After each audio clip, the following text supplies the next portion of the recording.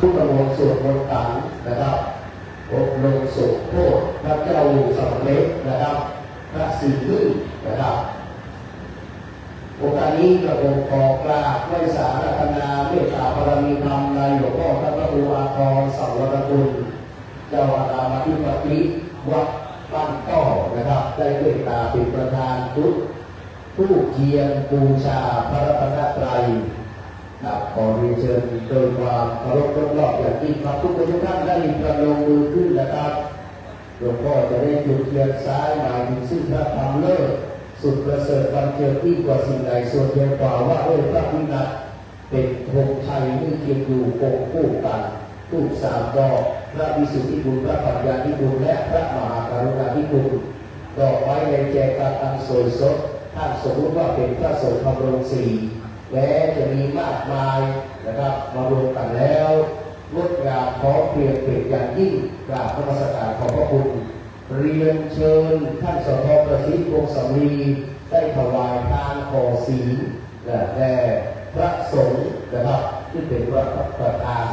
กับเรียนเชิญท่านสทประสิทธิ์วงศ์สำลีเลยครับกับพระด้านหน้าท่านสทคร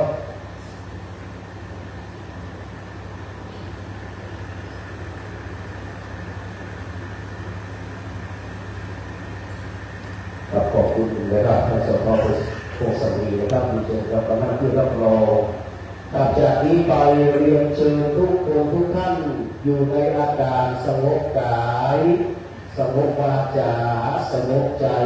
ได้ประนมมือขึ้นแล้วก็กราบพระพร้อมกันนะบัดนี้กราบหนึ่งกราบสองกราบสามกล่าวคำบูชาดอกไม้ไหว้พระสมทานเบ็ญจศีลพร้อมกันนะครับอิมินาสการเนะพุทธังอภิปูชยามะอิมินาสการนะธัมมังอภิปูชยามะอิมินาสการนะสังฆังอภิปูชยามะอะระหังสัมมาสัมพุทโธภะคะวาพุทธังภะคะวันตังอภิวาเทมิสวากาโต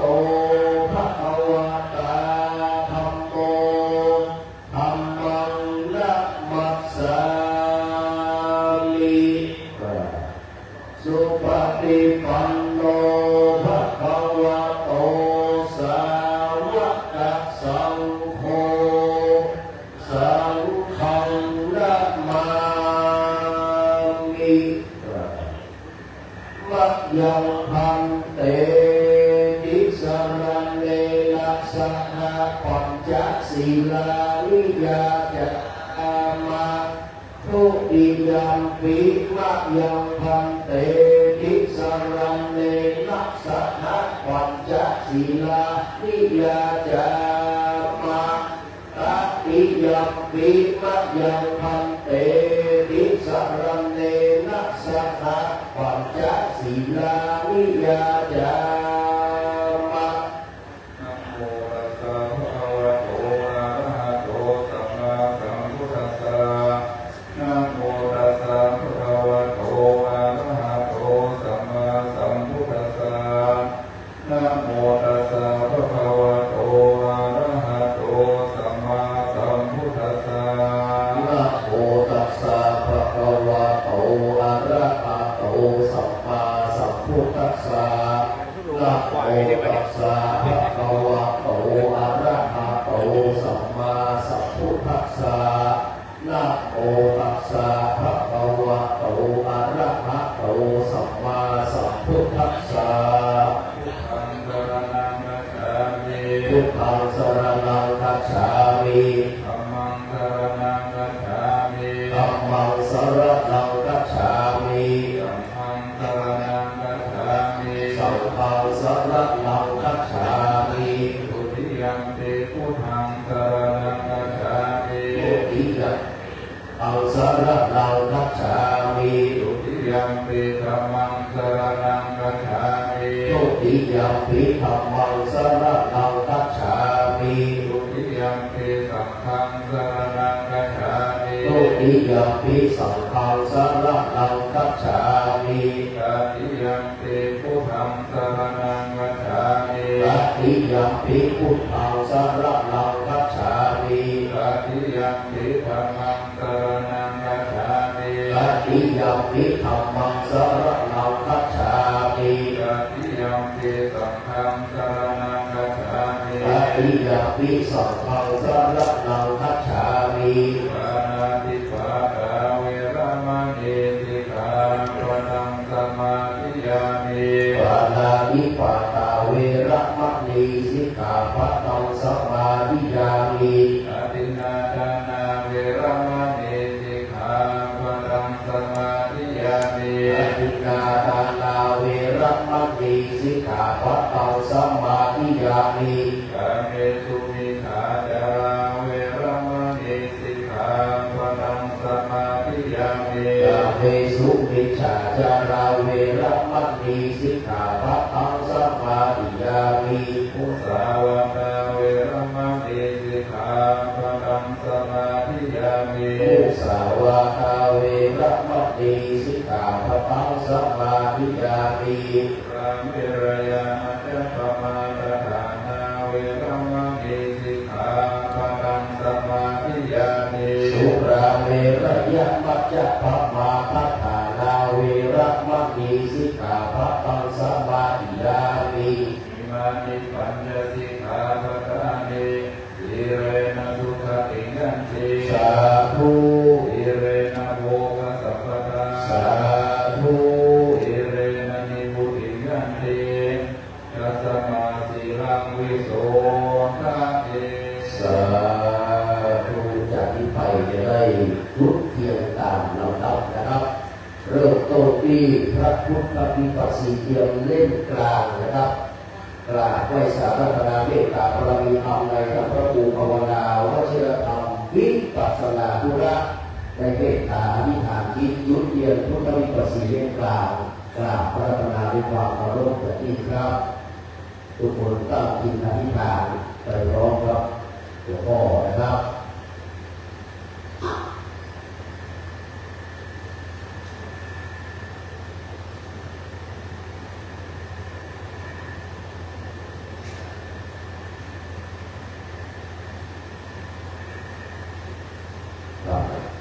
นะครับขอพระคุณเมตตาบารมีธรรมของท่านพระครูภาวนา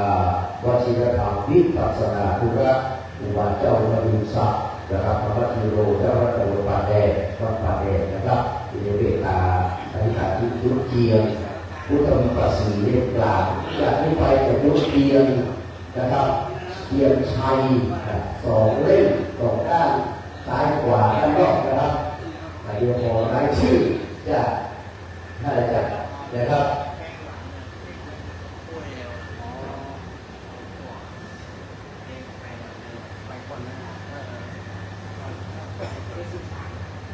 กับเล่มซ้ายมือนะครับขอได้รับเกียรติจากพระด่านเข็มทองกลีทองเทชามัคคดายุทธนะครับขอรับแต่พระต่อนะครับได้แห่งท่านนึงเล่มขวาท่านสอทอประสิทธิ์พวงศักดิ์ประสิทธิ์พวงสามีครับท่านสอทอประสิทธิ์นะครับด้านนอกครับด้านนอกเทียนมงคลเล่มขวาด้านนอกครับ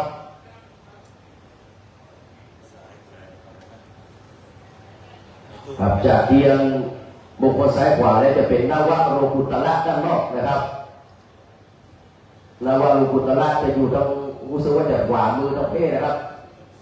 นวโรกุตระอยู่ซ้ายมือเราเวลาขึ้นมานะครับมีเก้าเล่มนะครับ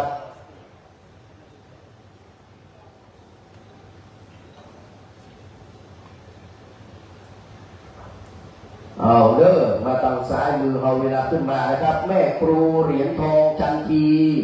นะครับออกไปเลยนะครับแม่ครูเสียทองจันทีแม่สุพิษพรหมปัญญาครับแล้วก็ป้นหานกับแม่ขจรพวงสำลีแม่ครูพองศรีเป็นพองศรีวงกระจ่างนะครับ แม่วิไลคงดี แม่สุปราณีวรรณวงศ์แม่อุดรอนุตระวิลาปุณนะครับแม่อภรอินทจักรท่านอาจารย์อัครินทร์สมล่าอัครินทร์ลุกเลยครับครับนี่คือนวโรกุตระด้านนอกนะครับครับแล้วเราจะลวดจุดโสรสะ16 เล่มนะครับด้านนอกเพื่อจะเอาด้านนอกเข้ามาแล้วนะครับแล้วเข้ามาด้านในนะครับ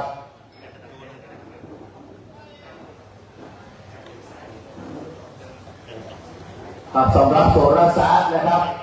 ขอเพียงแค่คนเดียวนะครับ16 เล่มติดตัวแทนเลยครับคุณสมศักดิ์จันทพรนะครับก็เป็นยาวัจกรนะครับตามพระราชบัญญัติโดยตามกฎหมายประมวลกฎหมายมาตราอาญา157นะครับเจ้ากับเจ้าอาวาสนะครับรอด้านขวามือของท่านนะครับขวามือเวลาหันเข้ามานะครับคุณสมศักดิ์นะครับกับ16 เล่มเดี๋ยวเราจะได้ปิ๊กมาธาตุทั้ง4แล้วก็เทียนบาทน้ำมนต์แล้วก็เทียน5 โกธาตุแล้วจากนั้นจะได้นิมนต์ท่านพระครูธรรมธรกัมปนาถอิติวิสุทโธหรือว่าปิมหังนะครับจากวัดบ้านต่อจะได้เป็นคนกล่าวคำโยงขัน5 โกธาตุหลวงนะครับใจเย็นๆแล้วพ่อเตียนมันนักนะครับเตียนมันนักจำใจเย็นๆคุณสมศักดิ์ไปรอนะครับยืนรอเลย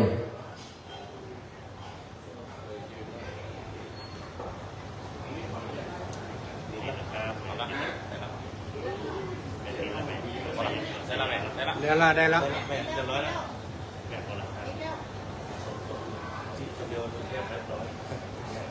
คนใส่นี่ละคนใส่เชื้อละ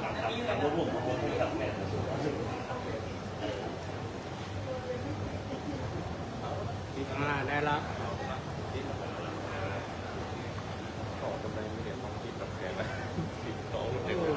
รู้ว่าเอ้าอย่างนี้กันท้องพิษ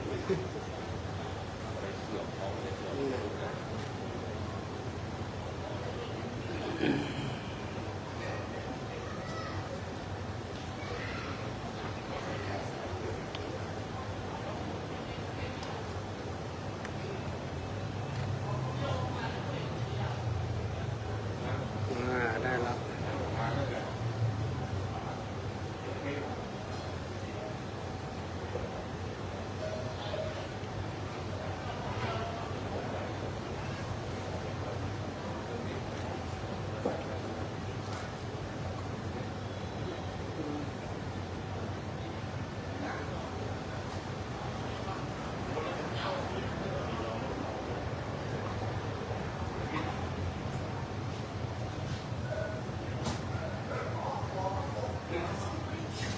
ตอนนี้ก็มีคนทยอยมาตอนนี้ที่ผมเห็นท่านสมศักดิ์แล้วเนาะโอเคครับนี่16 เล่มนะครับโสรสญาณนะครับ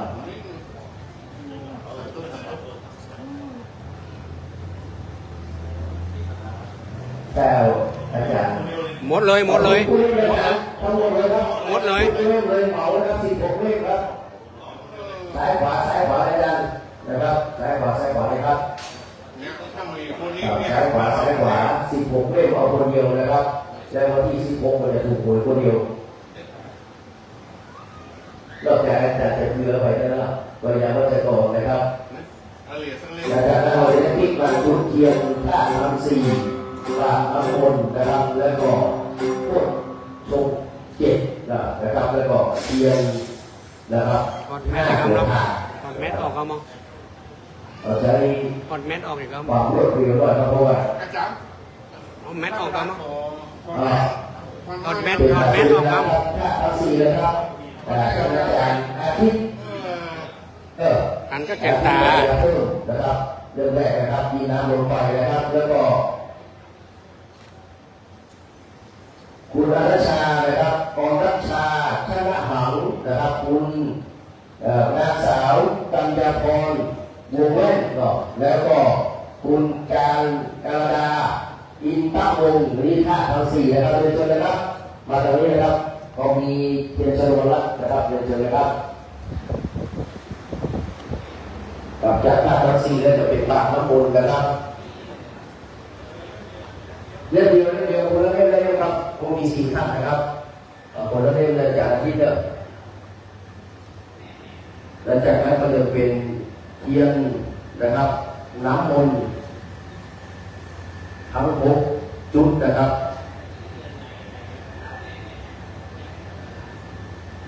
กับวันนี้น้ำลงไฟทุกครบเลยนะครับท่านมาประจำจุดเลยครับจับจุดแล้วก็เดินออกมาเลยนะครับ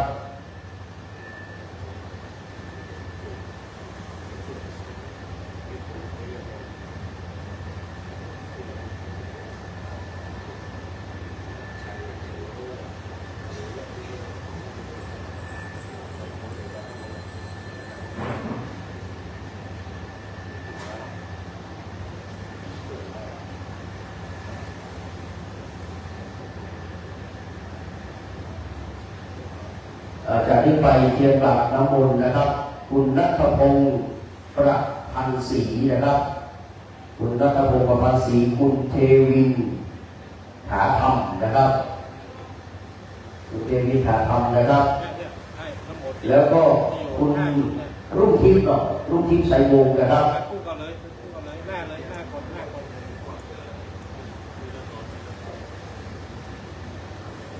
เรืออากาศตรีณรงค์ฤทธิ์บุญยามีนะครับท่านณรงค์ฤทธิ์ครับเชิญครับไม่รอนี่ก็ได้บาตรน้ำมนต์ช่วยกันจุดให้ครบเลยเด้อ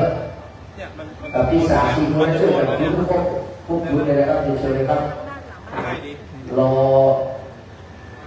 เดี๋ยวชนวนตะบุญถ้าว่างเข้ามาเลยครับถ้าเดี๋ยวเข้ามาเลยชนวนมาช่วยกันเลยครับเพราะว่าจากนี้เราจะได้จุดเทียนพูดชมเจ็ดนะครับบาตรน้ำมนต์มี5 จุด5 จุดก่อน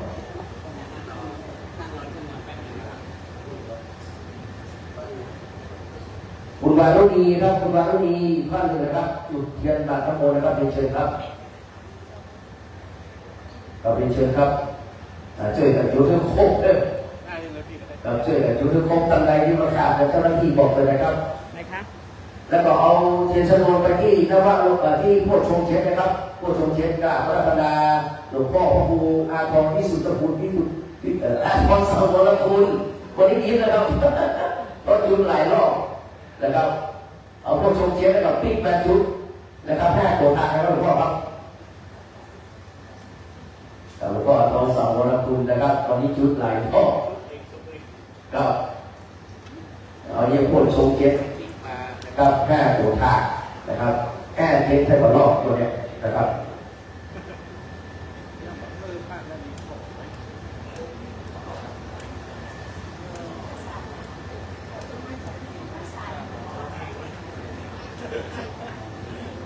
ขอบคุณทุกคนทุกท่านนะครับเจ้าคณะที่รับรองเด้อที่มีส่วนร่วมหลวงพ่อได้ชุดเทียน5 ตัวทางเลยครับที่โมเลยครับแต่ที่โมที่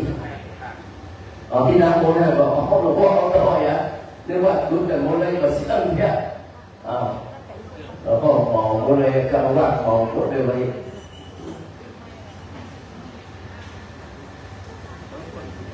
ที่5 ตัวทางนะครับแล้วก็จะได้ติ๊กสักจุดที่5 ตัวแต่ถ้าพระครูธรรมพรธรรมดาใช่ไหมครับอยู่ทำไมครับของนี้แล้วเรียบร้อยแล้วเตรียมตัวเลยครับ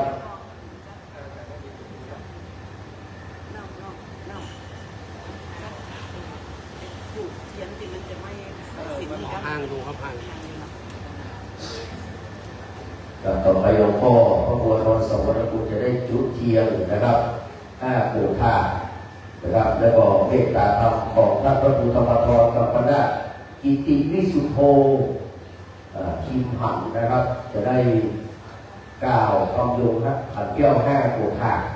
กับกล่าวพระพนายครับโยสัมมิสิโนภะคะโตติโมเลมาลังจะเสนังมหันติวิจโยสัมโพธิมาลังเจอนันตายโนโลกุตโมตังปนามามิพุตังตังปนามามิธัมมังตังปนามามิสังฆังตังปนามามิมหาเจติยังตังปนามามิมหาโพธิโลกังสาธุสาธุกัสสะพันเตในที่ข้ากาลบัดนี้ก็มาเป็นวันดีทิเทอันวิเศษเหตุประพินวันเกินสิบคำพรำว่าเป็นเดือนเก้าเหนือตรงกับวันพฤหัสบดีที่5 มิถุนายน 2568อันเป็นเวลาเดพะเส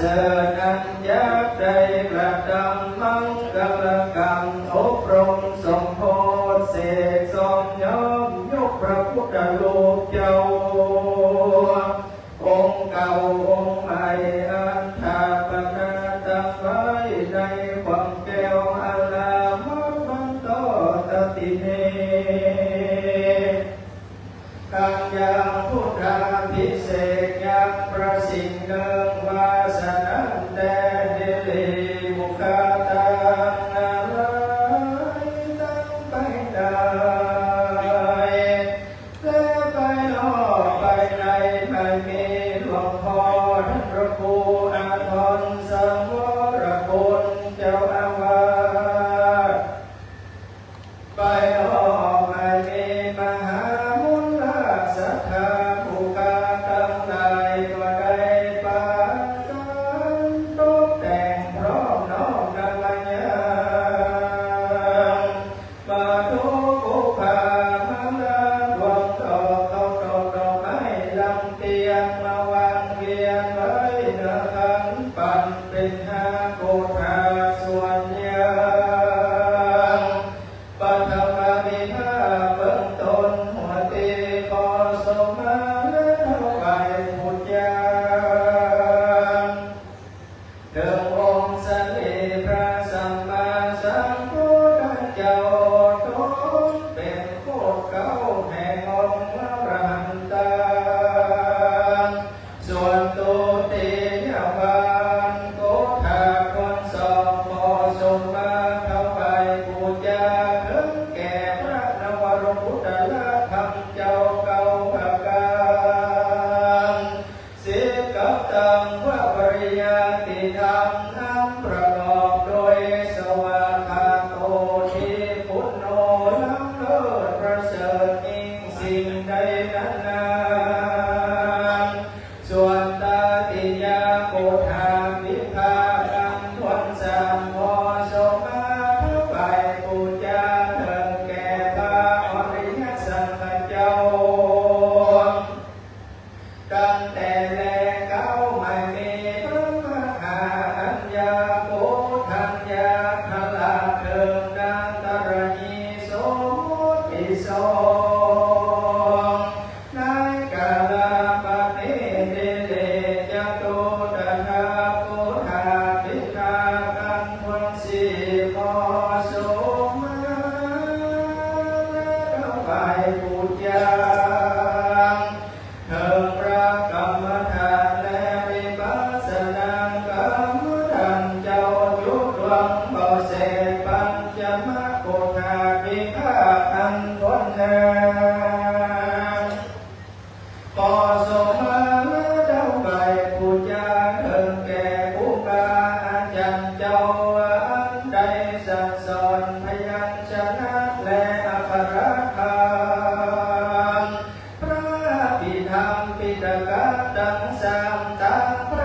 ริยติธรรมกรรม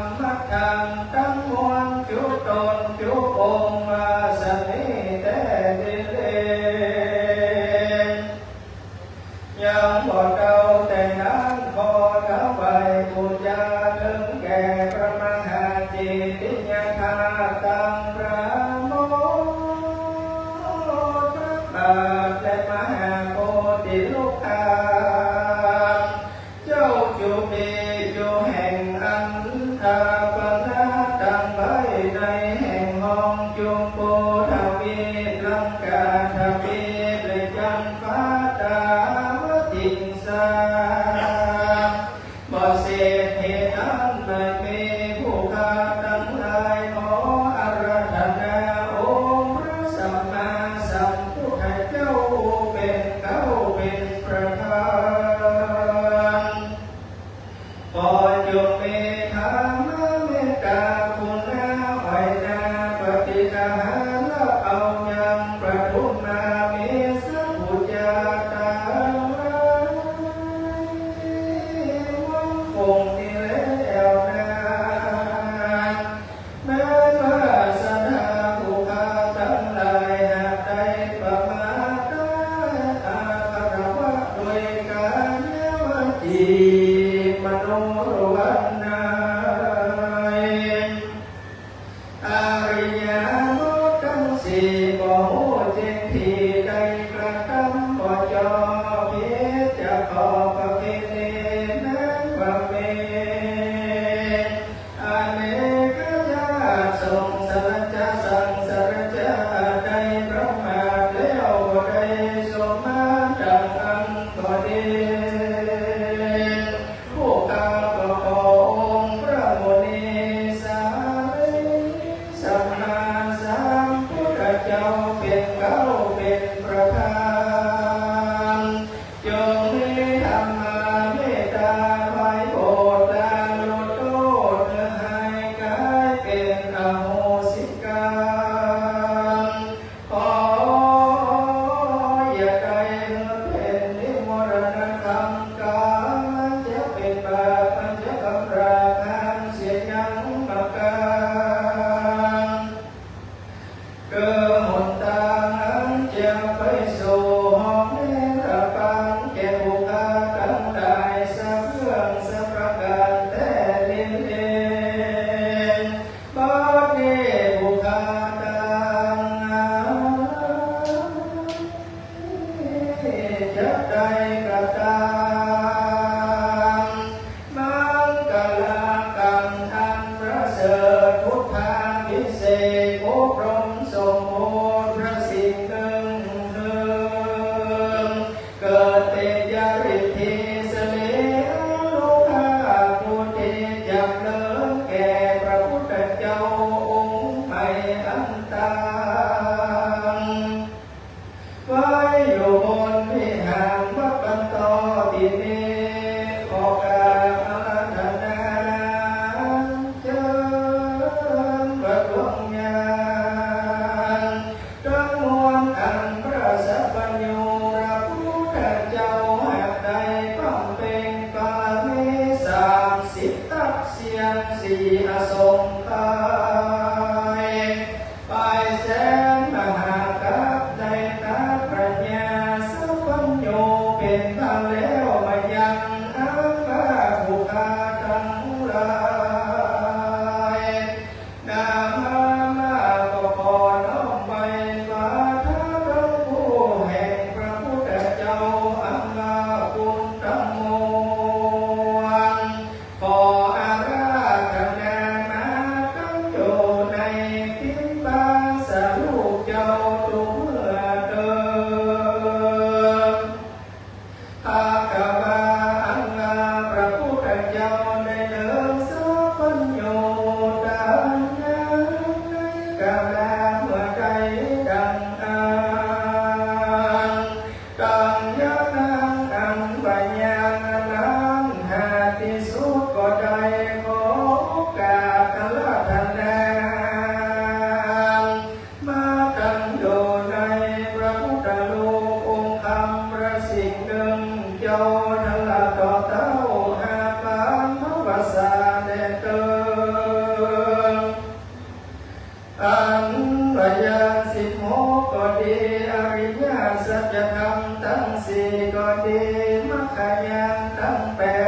ดีโก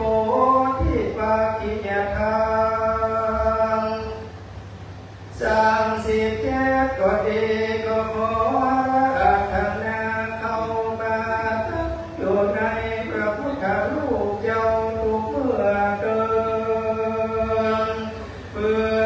เป็นที่ไปและสักการะบูชาแก่คนและเทวดาทั้งหลายทั้งหลายต่อเจ้านาฟังประวัติศาสตร์และขอ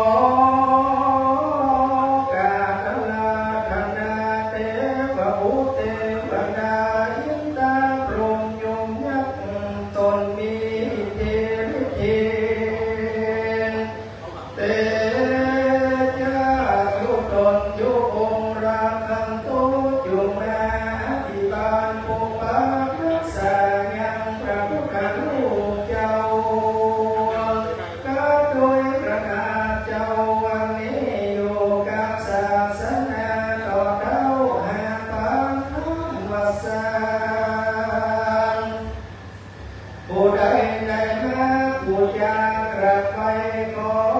มีใจไฟตั้งสิ่งตั้งธรรมแม้นมาหาทนา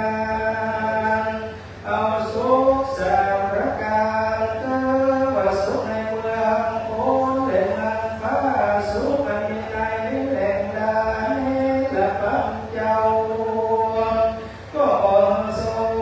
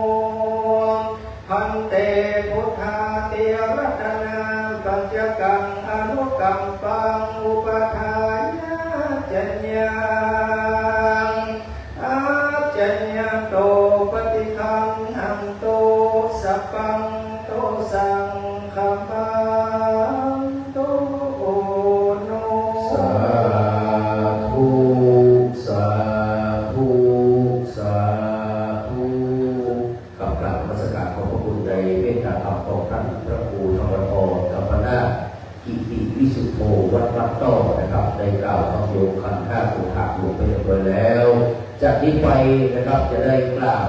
อาราธนาไหว้สาบูชาบูธรรมคุณพระกรรมฐานศิราจารวัตรเมตตาธรรมของหลวงพ่อพระครูอนุญาณประยุทธ์หรือว่าครูบาจันทิพย์นะครับได้เป็นผู้เมตตาอธิษฐานเจิมและจุดเทียนชัยกราบอาราธนาด้วยความเคารพรอบๆอย่างยิ่งนะครับ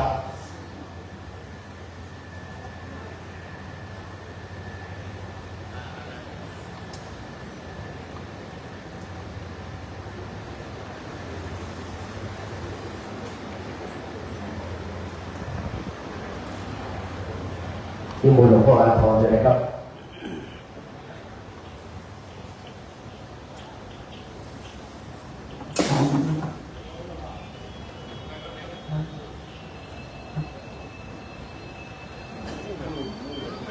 ทุกคนกับตั้งจิตอธิษฐานปู่เลิศ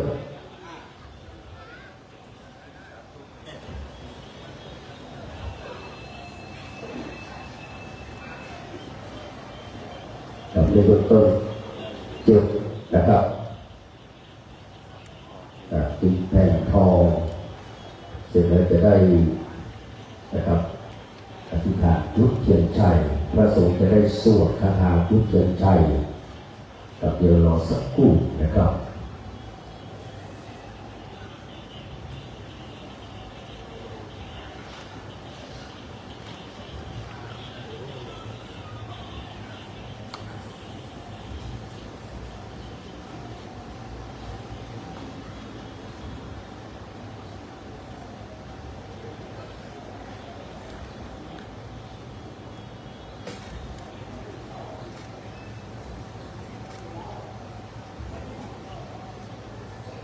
จากนั้นจะได้เจอนะครับที่แพร่ทองนั้นจะได้เจอพอตั้งจิตอธิษฐานให้ดีๆนะครับนี่เป็นเทียนชัยเล่มใหญ่ที่สุดในบรรดาที่เรามาจุดกันในวันนี้นะครับ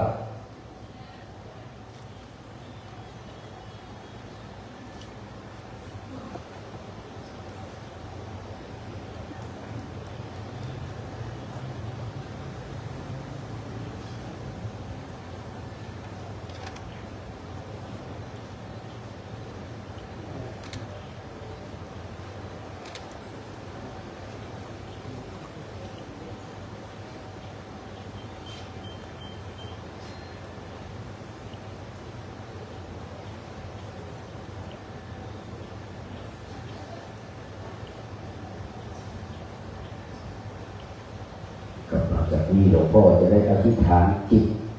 จุดเทียนชัย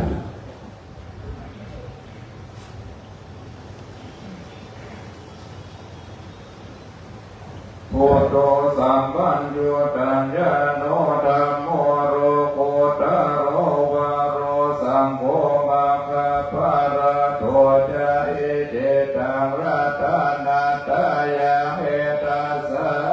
นุภาเวนะสัพพะทุกขาอุปัฏฐวาตรายาปิโสติวันตุเตสาธุกับกราบนมัสการขอบพระคุณในเมตตีของหลวงปู่ครูบาอาจารย์ทิพย์นะครับพระครูอายุยานประยุทธ์กับรองคณะอำเภอสันตะเปะใต้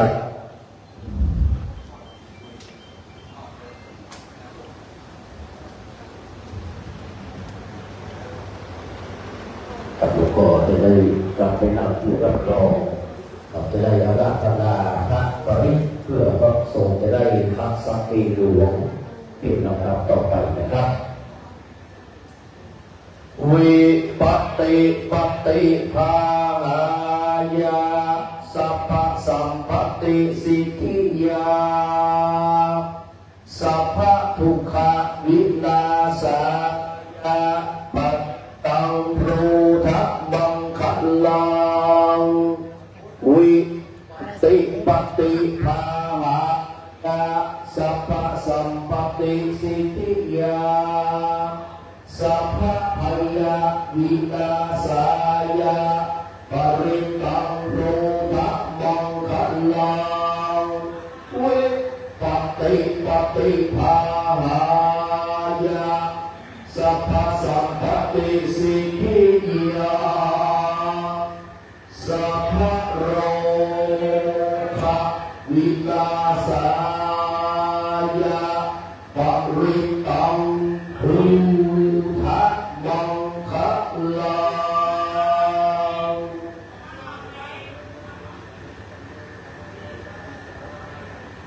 อวิตาติภาปริตังปะทันตุ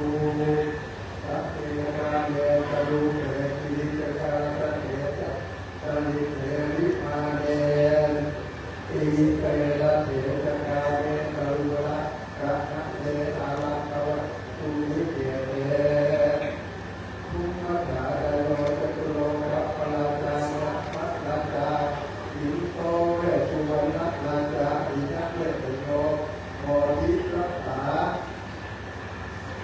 วัฏฏะโยยัสสาวกะจักขุรุสลามจักสัมมาวิธิพุทเทสะโลพุทเทรัสดาธรรมเมรัสดาสังเฆรัสวาพุทเทสะโลธรรมเมรัสวาสังเฆรวาอิโตอะระโตยาวะปะระปะราอิมัตติตุตวาเรทุเตวัฏฐายังมุนีนะกาโลสุอิธรรมะนะกาโลกัมภะตันตาธรรมะโตนะกาโลอะกัมภะตันตาธรรมะโตนะกาโลอะกัมภะตันตา สมังกาจะทวาเรสุอันนารามาจันทุเทวตาสัทธามังโมเนราชสัสสุนันตุสัพพะโภคตา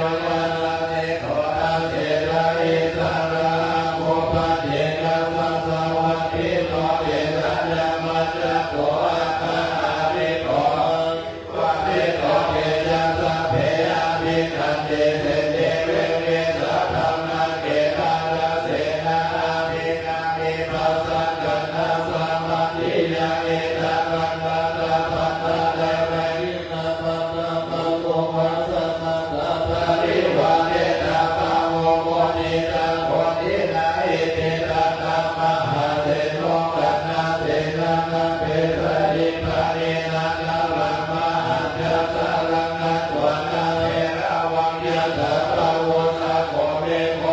เนยโตสัพเพสมโภนาดัสโสภะจุนาวันเตสัพพะโตอาสายังวะเสตัญญาสัพพะอภิญญายาวะวะเมตวะตัญญาโมมาตะโตอามาตะเยนะภาลาวังเกนะสัมเดระเตมาลาเสนาภิลัน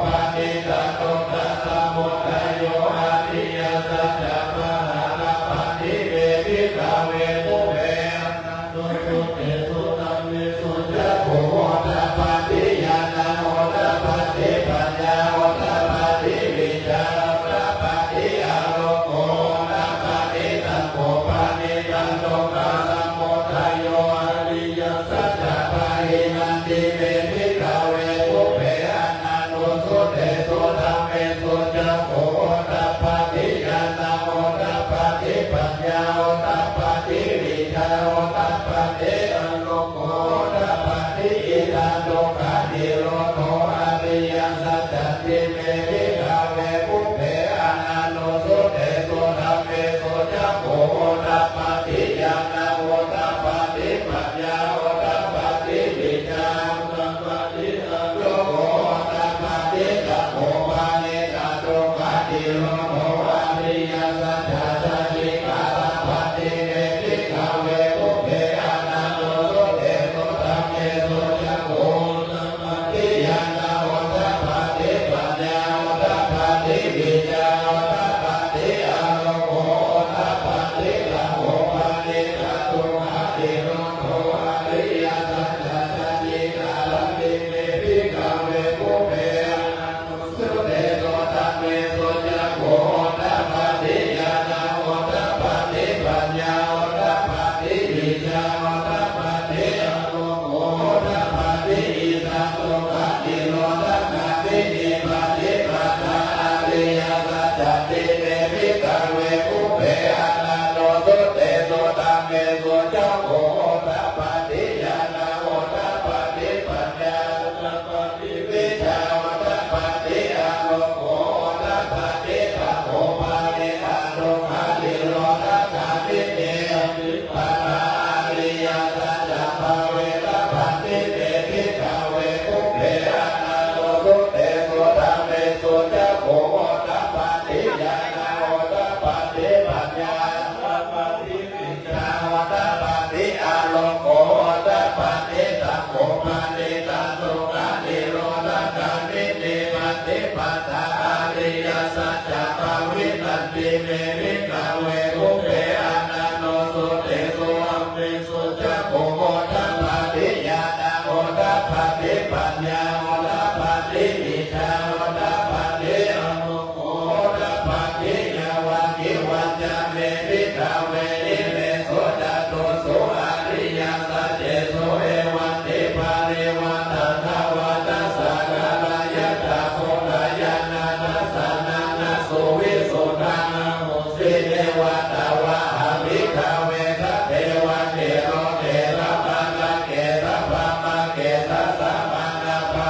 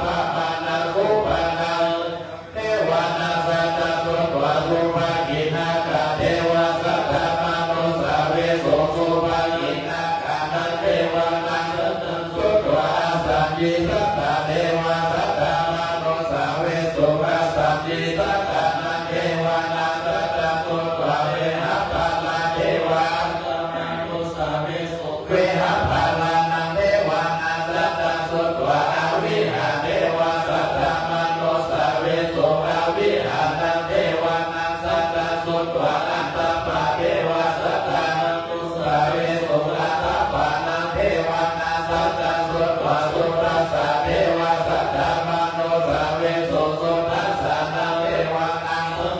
ตวะสุรัสสิเทวาสัตตมโนสเวสุสุรัสสินังเทวานังสัตตสุตวะอากาติตากะเทวาสัตตมโนสเวสุเมตตาภะคะวะตาภะละนัสสิยังอิสิปะระเดรินัตถะเยนะตุตตะลังธรรมาจักขังภวัตติตะอัปปะเทวันติยังสัมมะเนนะวะพระมะเนนะวะเทเวนะวะเนนะวะโลกุณาวะเกนะจิวะโลกัสสะเพนเตอิทิหะเทนะกะเนนะเทนะโมโหเทนะยวะภะมะโลกัสสะโตอะภุปติอายังจัตตาสาสาเสโลกัสสะโตสัพพะเมสัพพะกัปเปสัพพะเวเทอะปะมะโตจะโอละโลภะโสโลเกปะตุระโหสิอาติกัมเมวะเทวานังเทวานุภาวังอัตตะโกภะคะวะอุทานังนุนาเนสิอัญญาสิวัตตะโพโกรัญโยอัญญาสิวัตตะโพโกรัญโยทิอิติอิตากายัสสะมะโตโกรัญญาสะอัญญาโกรัญโยตะเววะนามังโอสิริธรรมจักขปวัตตานาสุตตานิทิตั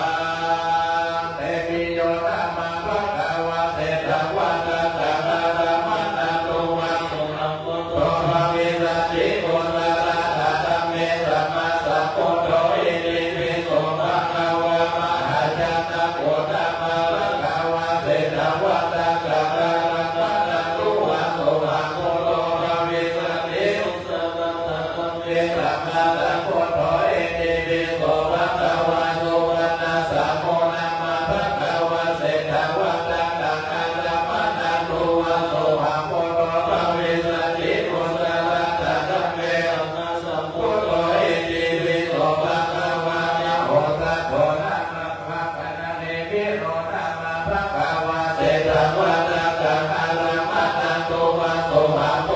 ภะเวสติโกสะระตะธัมเมสัมมาสัพพุทโธอิติปิโสภะคะวะมะโหสัพโพนะมะภะคะวะเตตะวะตะตะระมะนะโตวะสุนังโตภะเวสติโกสะระตะธัมเมสัมมาสัพพุทโธอิติปิโสภะคะวะภูริตะโตนะมะภะคะวะเตตะวะตะระมะนะโตวะสุนังโตภะเวสติโกสะระตะธัมเมสัมมาสัพพุทโธอิติปิโสภะคะวะตะระโตมะโตภะคะวะเตตะวะตะระมะนะโตวะสุนังโตภะเวสติโกสะระตะธัมเมสัมมาสัพพุทโธอิติปิโสภะคะวะนะระโตนะมะภะคะวะเตตะวะตะระมะนะโตวะสุนังโตภะเวสติโกสะระตะธัมเมสัมมาสัพพุทโธอิติปิโสภะคะวะวิปัสสนาโรนะมะวิโรโรนะมะภะคะวะเตตะวะตะระมะนะโตวะสุนังโตภะเวสติโกสะระตะธัมเมสัมมาสัพพุทโธอิติปิโสภะคะวะเวสสันตโรนะมะภะคะวะเตตะวะตะระมะนะโตวะสุนังโตภะเวสติโกสะระตะธัมเมสัมมาสัพพุทโธอิติปิโสภะคะวะสิกขโตนะมะภะคะวะเตตะวะตะระมะนะโตวะสุนังโตภะเวสติโกสะระตะธัมเมสัมมาสัพพุทโธอิติปิโสภะคะวะตะนะปะระมิสัมปันโนตะนะอุปปะระมิสัมปันโนตะนะปะระมัตถะปะระมิสัมปันโนเมติเมตตากรุณาโมทิตาอุเบกขาปะระมิสัมปันโนอิติปิโสภะคะวะศีลปะระมิสัมปันโนศีลอุปปะระมิสัมปันโนศีลปะระมัตถะปะระมิสัมปันโนเมติเมตตากรุณาโมทิตาอุเบกขาปะระมิสัมปันโนอิติปิโสภะคะวะเนธัมมะปะระ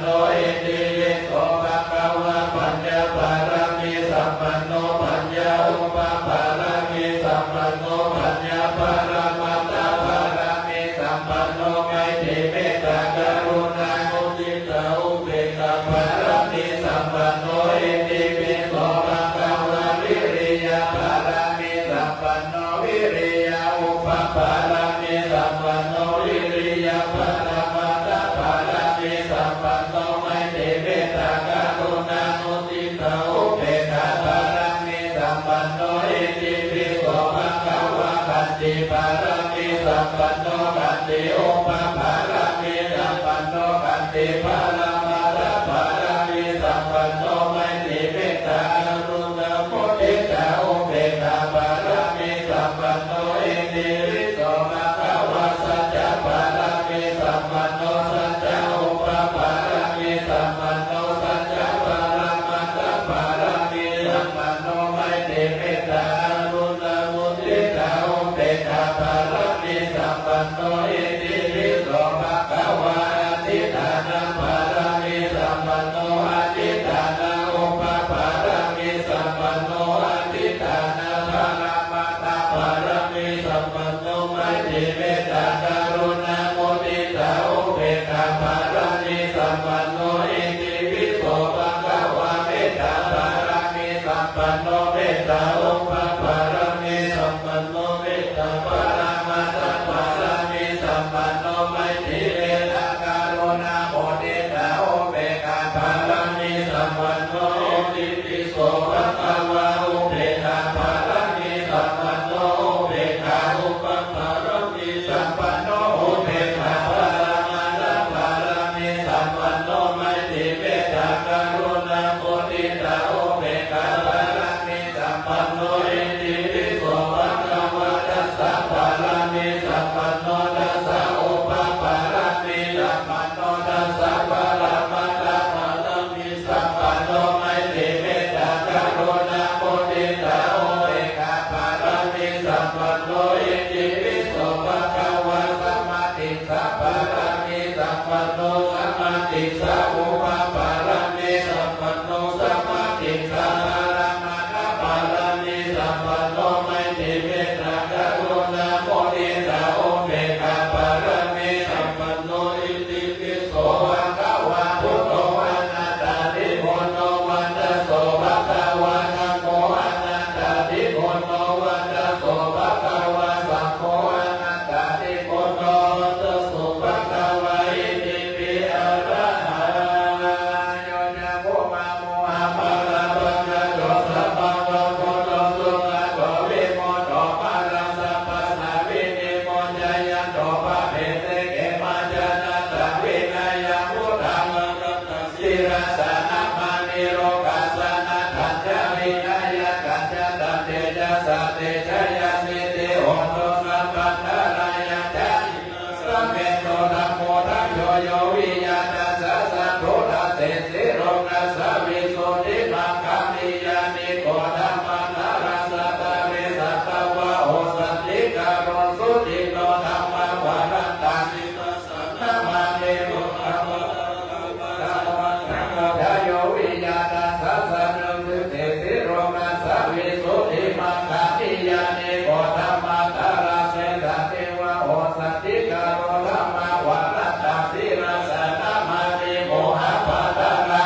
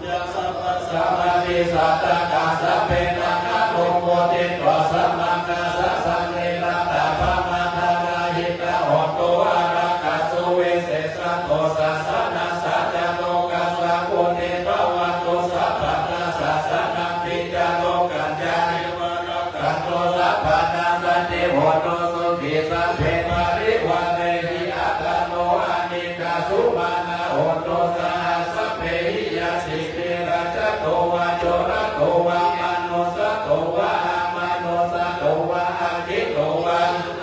โตวะพิสัจโตวะกัญโยกะโตวะกันตะกะโตวะนาคาตะโตวะจนะปัทธาโรกะโตวะสัทธมะโตวะสันติติโตวะสัพพุริสโตวะจันทาติอาสเมกะโกนาโกปุรายิปิสิกะปะนิสัมปติภิอาจตาราจโลกะนามาอิสยะกะระคาสติตัมละมยะโตวะนานามุกะโตวะนานาอุปะทวะโตวะอารักขะกันหะโตปะนิตานะโตปัญญายันตันหะกัสสะตัสสะภะระปิโยตัสสะอุปะภะระปิโย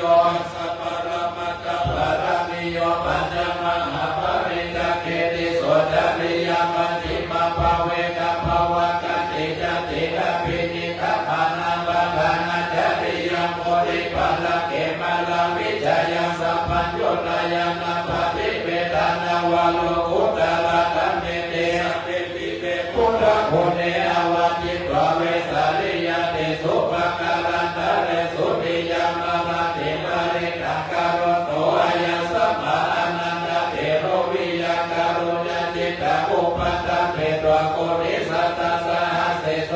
นังวะเทโสเทวตายังสนังปฏิกันหันติยังจะเวสาริยังปุเรโลกานันโนสัตตุเทกะสัมโพธันติปิธัมมายังคิปะมัตตาระตะเกสิปะนามะเอวะเมตุตะเวกัสสัมมายังภะคะวะสวัสดิยังวิหารันติเทตวันเนอันตะปินิตัสสะอารัมเมอันตะโมอัญญตระเทวตาอภิกันตายากัติยาอภิกันตวานังเกวะระกัปปังยิโตปันตะโอภาสิโตเยนะภะคะวะเตโอภาสักกามิโอภาสักกามิตัวภะคะวะตะกะปิวะเตตัวเอกามัตตะกัตตะสิเอกามัตตะปิตะโกสะเทวตาภะคะวะตะกัตตายาจัปปะสิภะโหเทวากะรานิอาจิตตโยอากะกะมานาโสทนาโพหิมังกะลามุตตะมังอาเสวนาจัปปะลานาปฏิทานันจะเสวนาปุจจาจะปุจจานิยานาเอกัมมังอะมุตตะมังปฏิโลปฏิสวะโสจะปุเพจักตะปุญญาตาอัตตะสัมมาปฏิติจาเอกัมมัง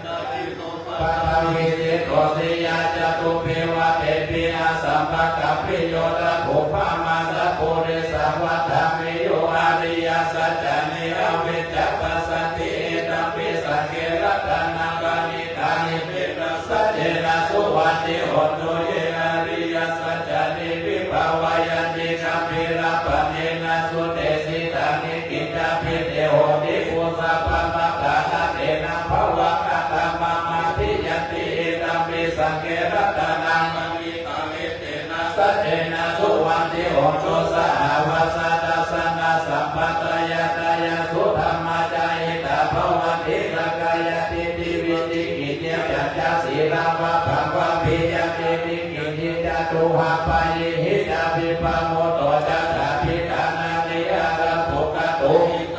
สังเกรัตนาปณิตาเอเตนะสัจเจนะสุวันติโหตุกิจจาภิโสกัมมะกะโรติปะปะกังกายเยนะวัจจายุตเจตสวะอะระโพโสตัสสะปฏิสัจจยาระปะปะติสัพพะตัสสะวุฒานัมปิสังเกรัตนาปณิตาเอเตนะสัจเจนะสุวันติโหตุวันนะภะภูเมยะถาภูเสนเตปิหานามาเสปะตามาสัมมิงิเมตตุปะมาธัมมาวาระกะเดสายิติปานะกัมมิวารัมมะอิตายะอิกัมปิพุทเท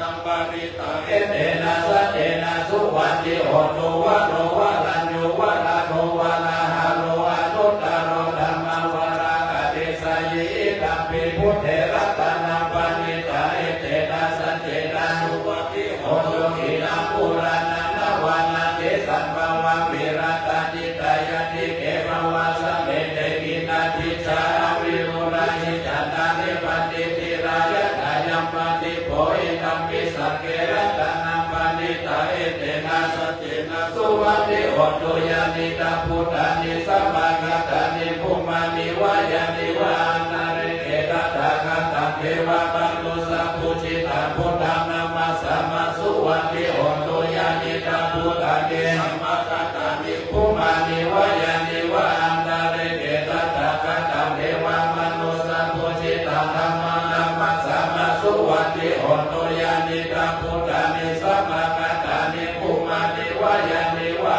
นาเรเกตัตถาคัตตังเทวะมนุสัพพุจิตังสังฆนามัสสะมะสุวันติโหตุรัตนะสุตตา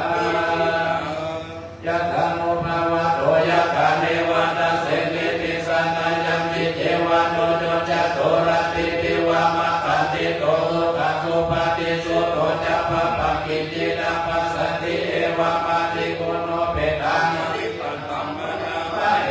นะรานิยมัตถะกุสะเรนะยัตตะสันตัมมะตังอภิสัมเมจะสะโพโจจะสุวะโจจะสุวะโจจะสัมมุโทอนาติมานิสันโตสัพโพจะสุภาโรจะปะกิโจจะสะนาโอกาวุเท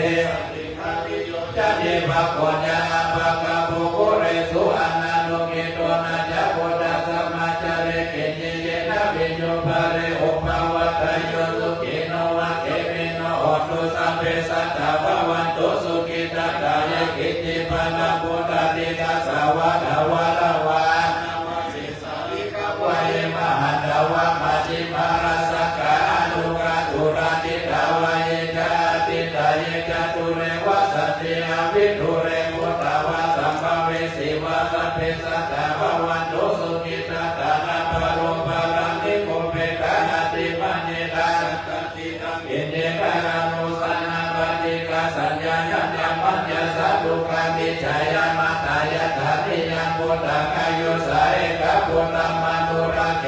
วันติสัพพะพุทเตสุมาณะสัมภาวะเยอปะริมาณเมตัญญาสัพพะโลกัสสันเทนะสัมภาวะเยอปะริมาณะอุตมะโตจะทิริยัญจาสัมมาทังเวรังสัมมาทันติตัญจารานิสิโนวาสยโนวายวัฏสาวิกตันเมโนเอตัสสะตินาติตายาพรหมเมตังวิหารเอตมะโหติติจานุปกรรมสีลาวารัสเนนะสัมมันโตมิสุรินายเกรานะหิจันตุกะปัสสยปุณะเรติติการานิยเมตาสุตตา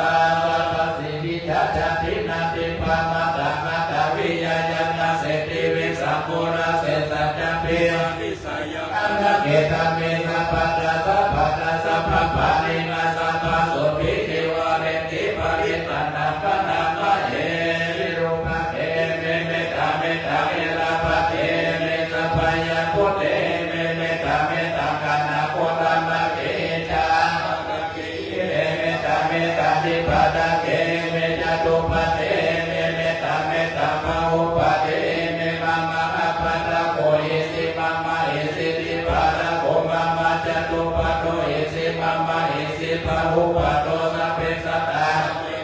สัพเพพุทธะจะเกวะระสัพเพปัตตารานิปัสสตุมากิจิปะปะมะกะมาปะมะโนพุทโธอะปะมะโนธัมโมอะปะมะโนสัพพุปะมะนวัตตานิสิริสัพพะดิอายิวิจิกาสัพพะติโอนานาปิสารภูโมสิกากะตะเมระกะกะตะเมภาริตาปฏิกามันุพุทธานิโสหะนะโมภะคะวะโตนะโมสัมพุทธัสสะสัมมาสัมพุทธานาเตยะตะภะเรตาภุเรตาภุเรสัมภะเรเยภะตัมโมระโยเยนะสัมภิตานะกะมะหาสัตตะวะเนจาราจิระสัมมายามัตตามิเนวะสังกิสุปะมิตุปะมะมะตติอะตะกานะวิตันตะภะนะมะเอโอเดนะยัจจะภูมาเอกะรัจาริสวันโนปัตตะวิภาวะโสตัตตะนะมะสามิหาริสวันนะปัตตะวิภาวะสัตตะยัจจะพุทธะวิหาเรโมติวะสัญเยปะมานาเวตะโก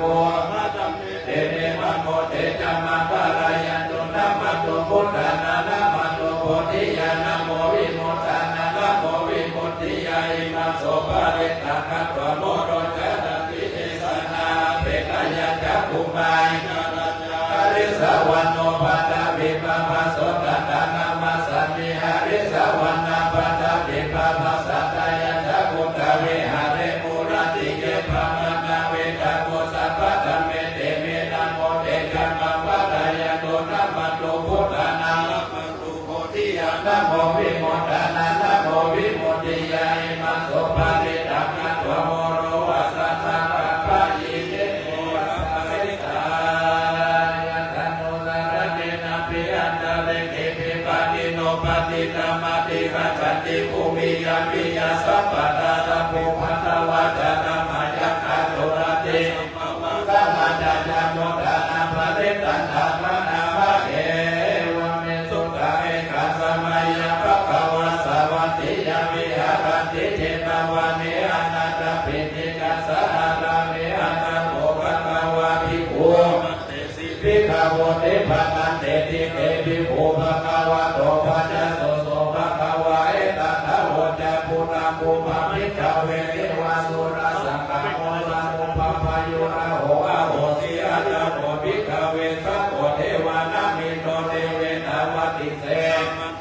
สัจเจมาริสันเทวานาสังฆมาคัจฉานาอุปัชฌายะพยังวัจติกัตถวะโลมะหังโสวะมะเทวะสัสสมิสัมมาเยกัจจกะโกโลกายะธรรมะมะวิโมตจักะโกโลกายะตัจจมะวิสัตติ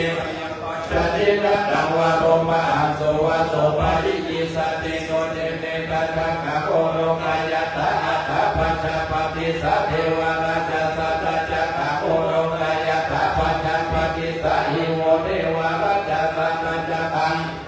เจตยัปมิสัตติภยังวาจติกัตถวะโลมะหังโสวะโสภะริยิสัตติโนเจปัจจปฏิสัทเทวะราชสัตตะจักะโกโลกายะตะอัตถะวะรุณสัตเทวะราชสัตตะจักะโกโลกายะตะวะรุณสัทหิโว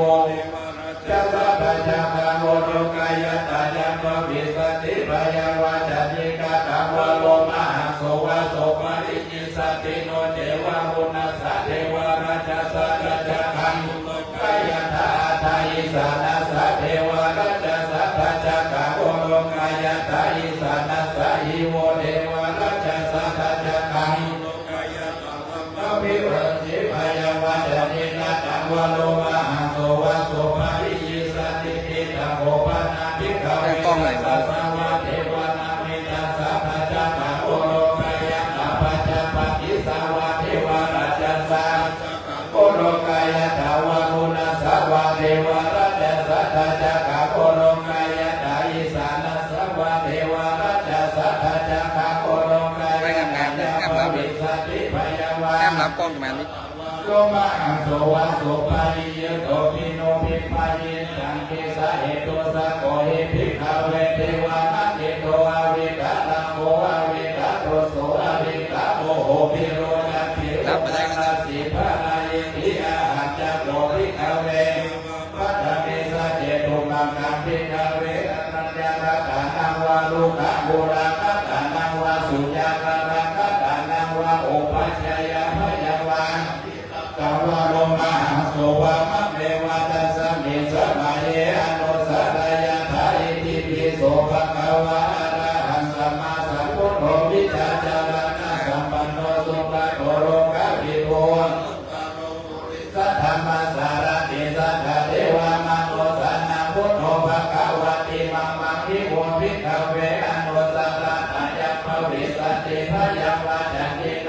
ปัน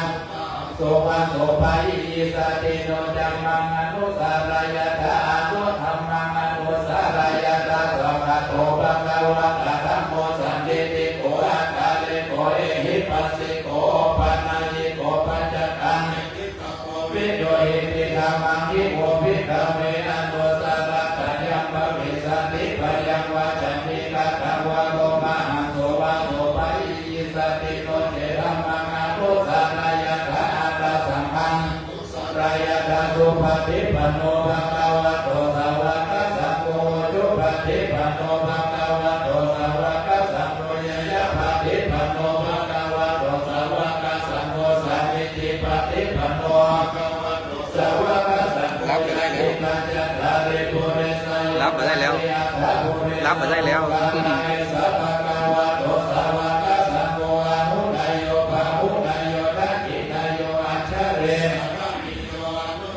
ปุญญเกตาโลกัสสะเทสังฆามิโมภิกขเวอนุสาระตัญญังภวิสันติพยังวาจันติกัตถวะโลมาหังโสวะโสภายิสติตังกิสาหิตุตตะกะโตเอภิกขเวสัมมาสัมพุทโธวิตาระโกวิตาโตโสวิตาโมโหอาภิโรอาจัตเถอนุตตระสีอภารายิขิอิตามโวจัตถะวะอิทวะวะวะนังสุขังโหอาตาปะนาเมตาลาโวจัตตะตะนาเจยะตาเรยะวิปะโวอนุสัตเตนะสัมพุทธังพยังโภมากาโนสิยานุเตพุทธังสัทธายตาโลกาชิตังนะนะสัพพังอัตถะธัมมังนิยานิกาโสเตสิตังโนเตธัมมังสัทธายตานิยานิกาโสเตสิตังอัตถะสังฆังสัทธายตาปุญญเกตังอนุตตระเอวังพุทธังสรังธัมมังธัมมัสสังฆัจจาภิกขโวภยังวาจันติตังตังวะโลกะหังโสนะเอสันติเอตระคะกัมมิทิตังมัสสันติเอตตัจจสาสะเนสัตตุสัมมัตเถระมะมุเสหิจัตติหิสังฆายิปิสังฆานิภิปะริสันนัจจักสันนามะหิสัจยะพุทธิยายะเมสุติปริตันตัมปนามะเอ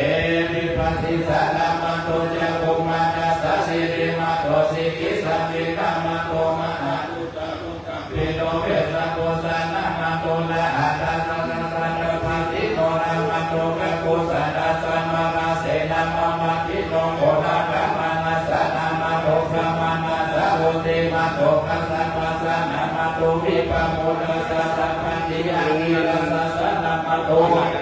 โกสัญญาสิริมาโรโยอิมานัมมะมะเตสิสิสัพพะตุกะปะโนรานังเกจักขิติภูตาโลเกยัตถาภูตาภิปัสสิโสเนจัตตาภิสุดามะหันตาวิตัสสะรัตถาหิปัจเจวะตุสันนังยัมมะมัสสะตันโอธัมมะวิจาจารณะสัมปันนามะหันตาวิตัสสะรัตถาวิจาจารณะสัมปันนาโกตาวะตังมะโอธัมมะติเตตัญเยยะสัมพุทธะเนกสัตตะโกตัญโยสัพเพปุระสัมมาสัมมาสัมเพพุทธะ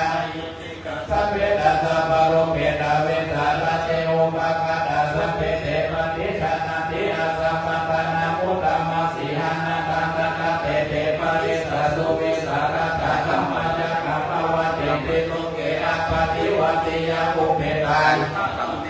อาตรัสสะหินายกานาวติสารกัณเวทาสิกายานุภยาทนาตะภยามะปะภยาสุปปะสัพเพเทโพเนปุจจารามุนาสัพพโยโนเอเตสัพเพกินาสวัจจินามหาภะภะมหาติจา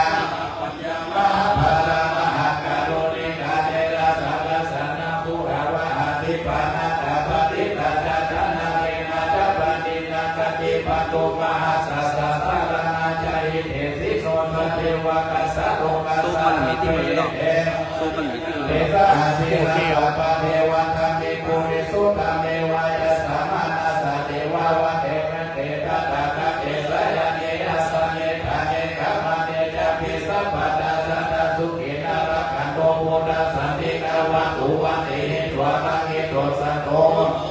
เปยินาจะสัพพะโลกะกิริโมโตสัพพะสันนาภวะจิโตสัพพะเวระมะจิจันโตนิโพโตจะตุวังภวะสัพพิติโยวิวัชชันโตสัพพะโลโมวิ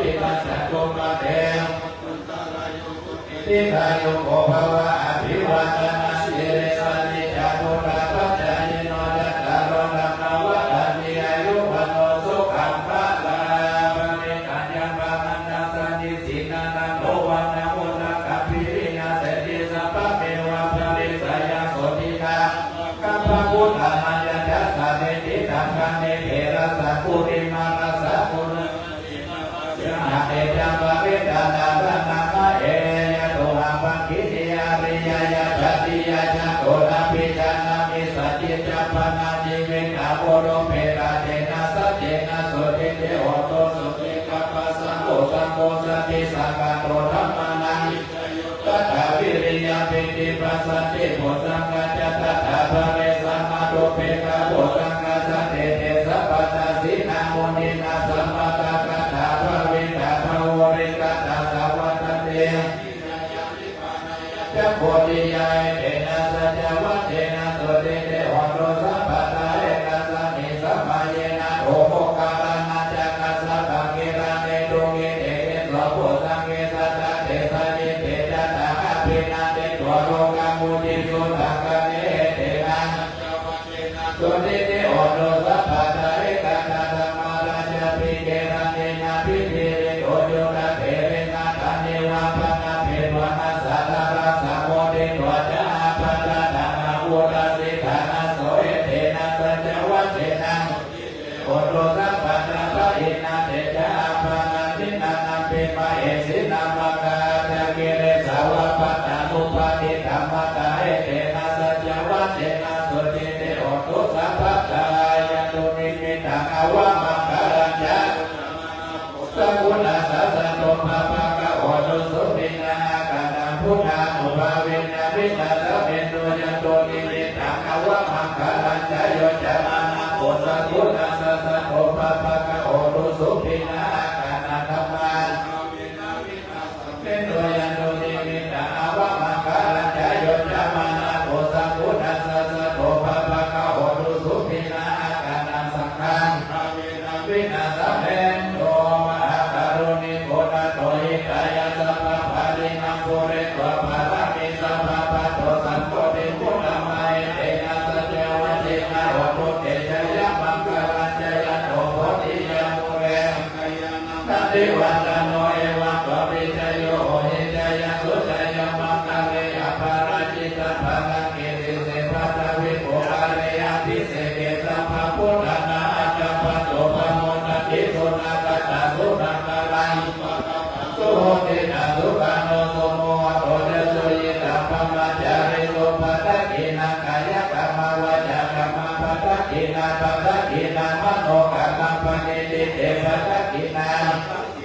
กัตโตนาราปันตะเนปัตตะกิเนโตอันตระโตสุขิโตวิโรนะโหโพนัสสะสะเนอโรโภสุขิโตหิตาสัพเพหิยติภิสาตระตาสุจิตาวิโรนะหะโพนัสสะสะเนอโรคังโอหิสาสัพเพหิยติภิเสอันตระตาสุขิตาวิโรนะหะโพนัสสะสะเนอโรคังสุขิตาโหนัสสะสัพเพหิยติภินัตถิเมสรณังอัญญพุทโธเม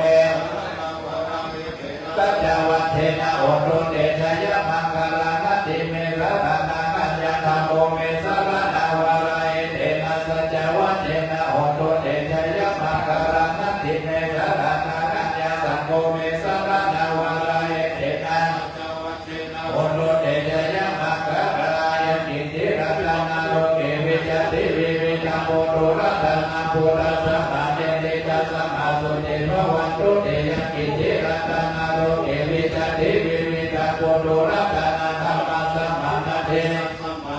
ภวันตุเตยะกิติรัตนาโลเกวิจติวิวิธโมโตรัตนาสักกะสัมมานาติตัสสะมาสุเตภวันตุเตหิริโอตปัสสะปันนาสุขะธัมมาสัมมาเอตสันโตสัมปุริสาโรเกอุจจาระสันติปัฏฐาปัจจนาสันติปัฏฐาวาจนะมะนาภิกาจนิกังกัจจตเวทะปฏิกัมมาทะยะจนะกัจจปุระเจตวามานัสสวานาจันตุสัจจมัตตาราสะเยปิวิโสกานาคาราทโยพุทธาตวิสัทธินายกาสัพเพปฏิ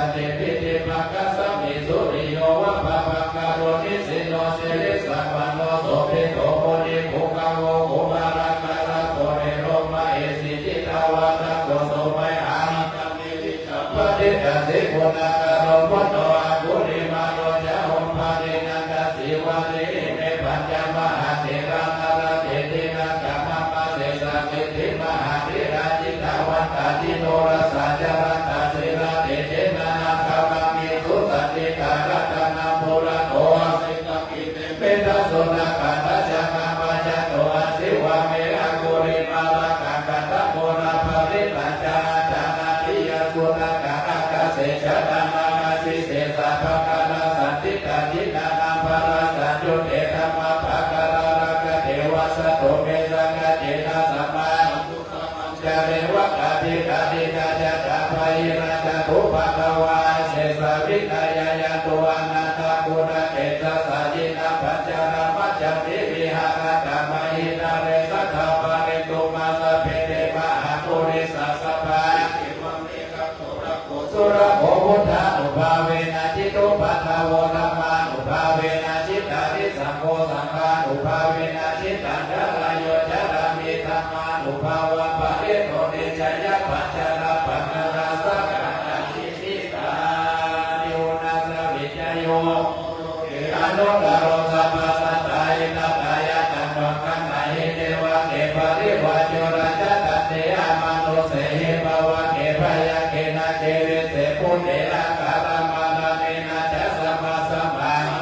พุทโธดาเปตวะการามาเวนะดัสเสวานุภาเวนะโอโตเทโวสุขิสัตสุตัสสิราสัมมาตายะธัมมาสุจาเรตัจจาเรตัสเสวาเทโวสุขิสัตเรเกตาเตเตจัมปุจันตานาวัจนาการุปาริสันเตสันนาสุขดัสสายุภาวะทัตเตสักขะพุทธรัตนาโกสันพุทธมาวะลาหิตันเทวันพุทธเตเจนะโสตินานาสันโตภัตตวะสัพเพทุกขาอุปัสสะเมตุเตสักขะธรรมารัตนาโกสัตถะพุทธมาวะลาภติกาอุปัสสะมานาธรรมะเตเจนะโสตินานาสันโตภัตตวะสัพเพพยา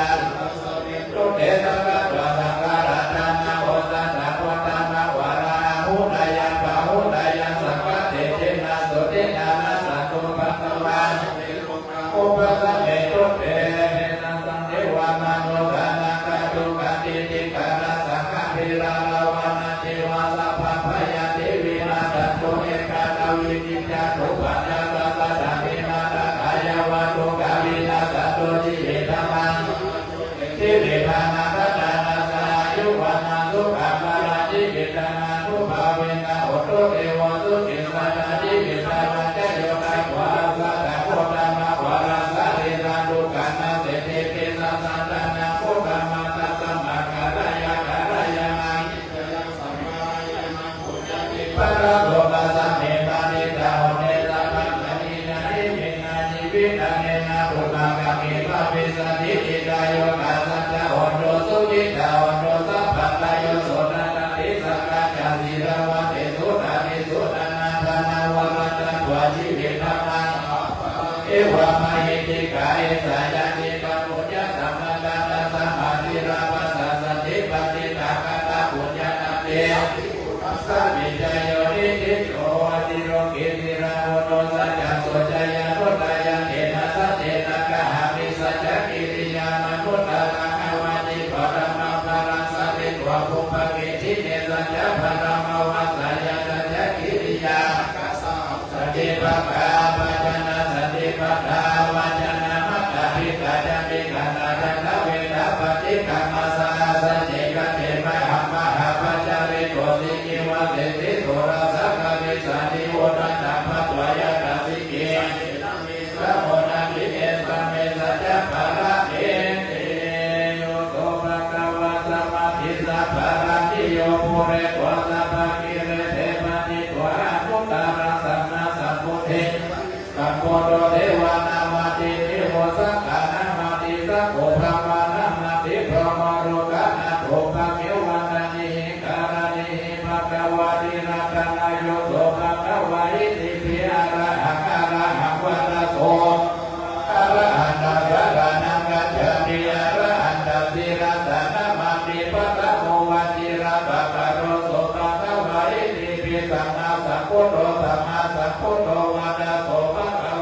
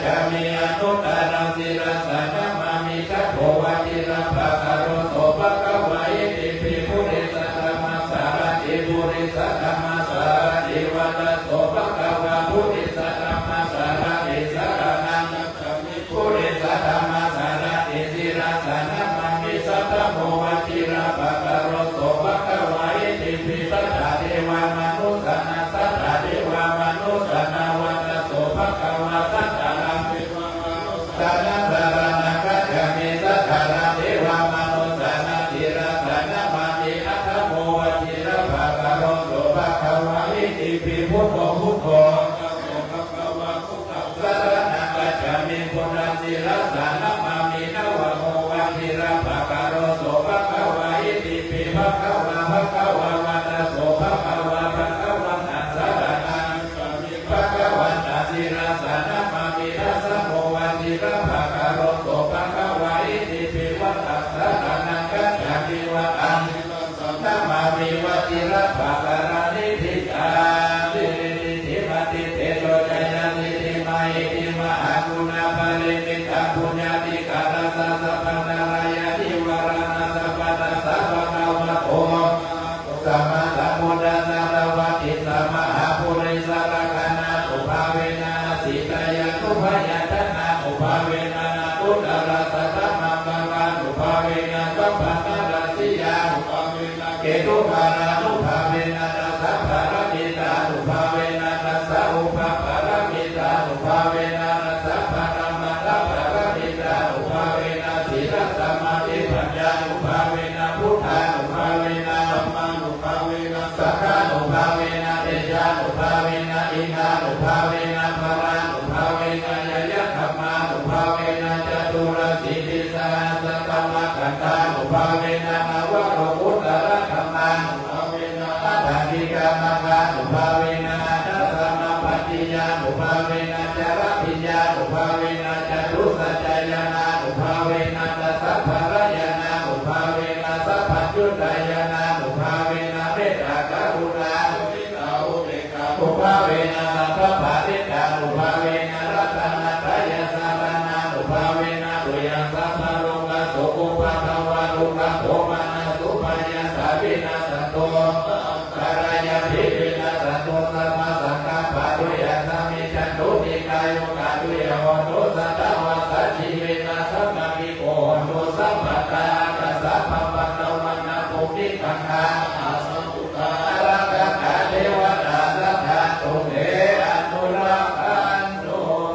ทุกขปัตตาจนิทุกขพยาปัตตาจนิพยาโสกปัตตาจนิโสกาโหตุสัพเพปิปะติโนเยตาวะตาสัพพะตะโมยะสัมมานะสัพเพเทวานุโมนาโนสัพพะสัพพะติสิทธิยานานารักขันตุสัตตายาสิรารักขันตุสัพพะธรรมวนามิรัตตะโหตุกัจจตุเทวตากัตตะสัพเพพุทธาสัพพะเจกานัญจยัมมารังอะระหันนานาเตตินารักขัมมานามิสัตตะโสทุกโขพุทธานาอุปาโรสุปัสสะธัมมะเกสานาสุปัสสะคันธาสัมมังเกสัมมังกันานาโพโสโอกันิโยเตโตจันเนตัสสะเมปะริยาริโนวิจัญญานาสัมปันโนโสเตโตเทวามโนเตติวานาปันติอาทิโยราติมาปันติตันติมาสัมโตกัจจิโยตัปปะติยายินาปะติโนปะนังกามะมะโหราตะพุทโธตัปปะติเนจัสสาโรกยะปะระมาราคังสัตุติปะระมาทานาวิสัทธาปะยาติปะนังปะระมังสุขาวันตาเดพุทธัสสะธัมเมโรสังฆามารังเมวันเทวันตามิธัมมังสัพพังเมโรสังฆามานุเมพันเทวันนามิสังฆังสัพพังเมโรสังฆามาระเมวันเทวันนามิโรโรโมปัญจาจาริเยสัพพังเมโรสังฆามานุเมพันเทวันนามิกัมมัฏฐานังสัพพังเมโรสังฆามาระเมวันเทวันนามิอาราเมปัตตาสิมายาสัพพังเมโรสังฆามาระเมวันเทวันนามิเตติยังสัพพังสัพพะตาริโกมาติเตอาสะเรราตาตุมา เอาไว้ที่หลังไว้ที่พูดไว้จะติดกับเดี๋ยววันทานน้อยกว่าจะติดไว้ที่ผู้มีอาวุธติดกันมาสักวันจะติด ตุโยเกสาธาตุโยอาระหันนาธาตุโยเนติยังกันทะกุติจตุระสิติสาเสรภะกันเทสันต ารติติยาพระอังวันตานิสัมภะโสวันตาเดพันเตสัพพังอาภาราทังกามาตะเดพันเตพยากังปุญญาสานินานุโมทิตังปังสานินากังปุญญาไมหังนาตังสาธุสาธุอนุโมทามิ สาธุสาธุสาธุปรับปรุงน้ำพระพุทธมนต์ที่พุทธรูปที่พุทธเสกนะครับแล้วก็ได้กับเกียรติชัยกับปุยดอกไม้เลยนะครับของพระพุทธเจ้าทั้ง5 รูปหรือว่าสองข้าที่ได้เมตตาอธิษฐานจิตน้อมพระในวันนี้นะครับ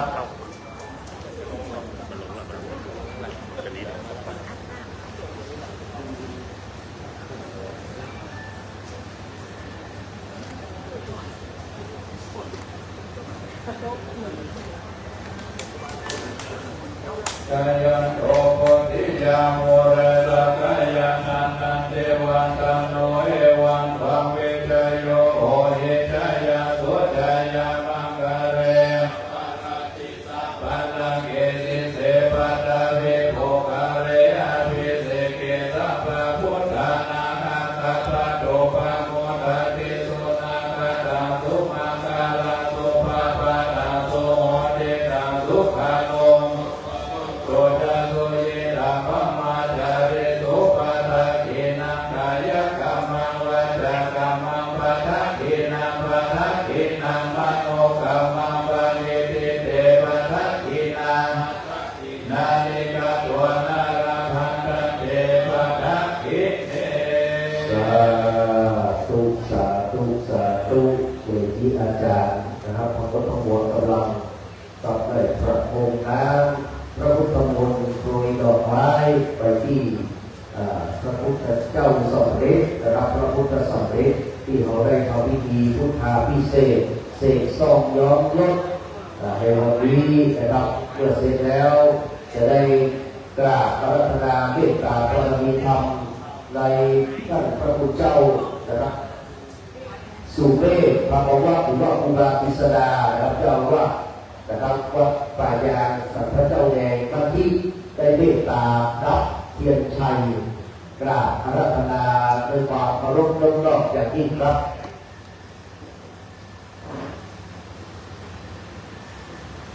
จากนั้นพระสงฆ์ก็จะได้สวดคาถาดับเทียนชัยนะครับ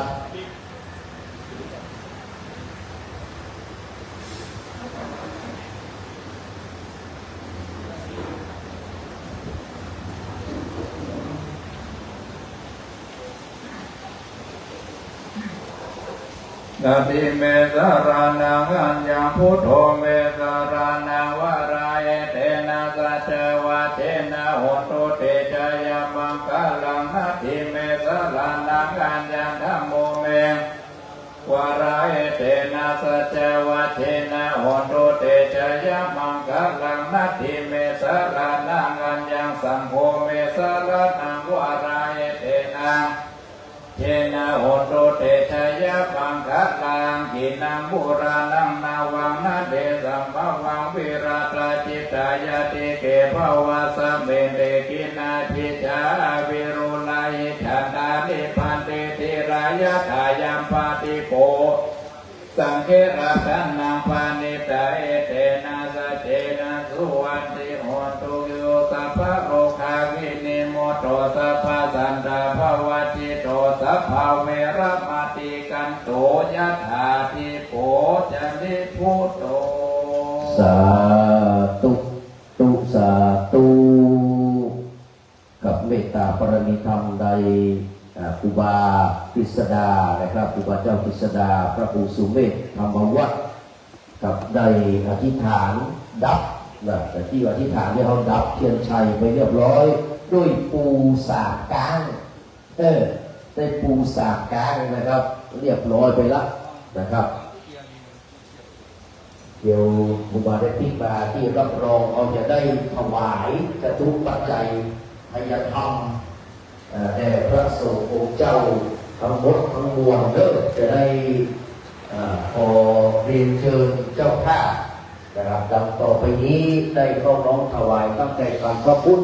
และปฏิการะต่ออาจารย์นะครับท่านแรกที่จะถวายพระพุทธนะครับเรียนเชิญเลิกคุณอัครินทร์นะครับอัครินทร์สมราชนั่งเนี่ยก็ขับอัครินทร์เข้าถวายพระพุทธผู้ละหน้าโต๊ะบูชาครับ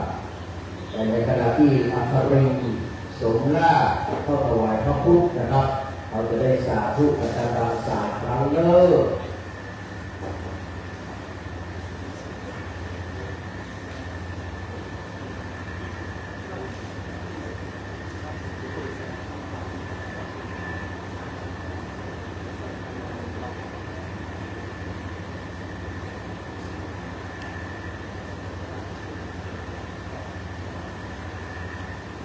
สาธุสาธุสาธุขอบคุณอัครินทร์เลิศอัครินทร์สมราชที่มารับที่รับรองนะครับจากนี้ไฟก็จะได้ถวายแด่พระอธิษฐานที่อาจารย์อธิษฐานนั่งพบก็5 รูปนะครับตั้งแต่ครูบาอรุณและประชุมเลิศครูบาจักรทิพย์นะครับครูบานะครับสุเมธธรรมวัฒน์วงศ์บาพิสดานะครับครูบาวัดป่าแดดนันทบูภาวนาวัชิรธรรมวิปัสสนาธุระ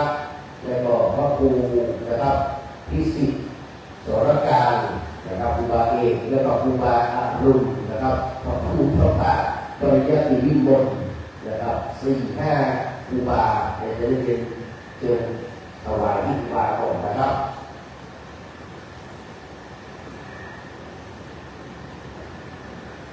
แม่ศรีวังนะครับ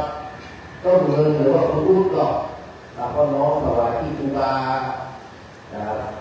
พวกมาใกล้เลยเนาะนะครับครูบาจันทิพย์นะครับเรียนเชิญเลยครับได้บอกไปแห่งคุณวารุณีจันยาอิระวงศ์ถวายครูบากิษดาเลิศนะครับ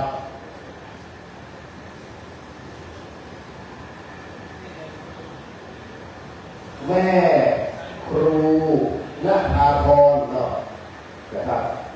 แม่ครูณภาพรบุญญาประภาถวายที่วัดพระเดชพระครูภาวนาวัชิรธรรมครูบาพยุงศักดิ์นะครับ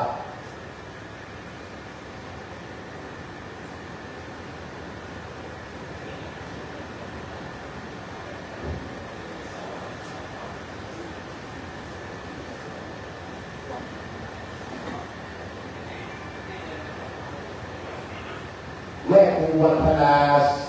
อินินะครับหรือว่าตัวแทนเลิกเขาน้อมถวายนะครับครูบาประภาสวันนี้ที่พิโมหรือว่าครูบาอรุณนะครับก็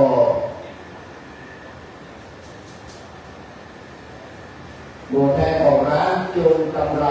นะครับถวายท่านพระครูพิจิตรสรการครูบาเอกยกอันนี้เป็นมาจากพะเยาเลิกครูบาเอกนะครับเราถวาย4 รูป 5 รูปนี้แล้วก่อนนะครับจะถวายพระสงฆ์นะครับมานี่นะครับตัวแทนของแม่ครูผมว่าเรายังมาจากที่พวกยัง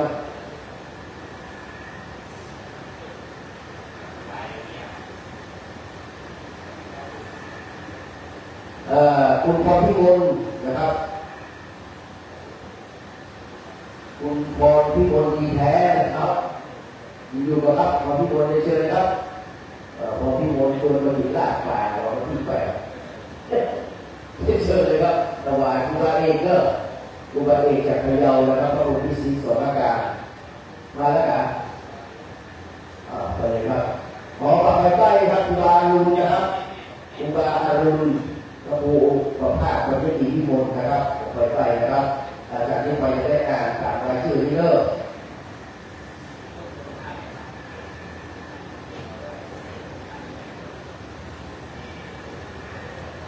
กับคุณสุพลเจริญสุขนะครับถวายประธานส่วนเลยเด้อคุณสุพลเจริญสุขนะครับเจริญสุขนะครับคุณสุภาสรทวีสุขนะครับ แล้วก็คุณผาทองต้นเงินครับคุณผาทองต้นเงินครับ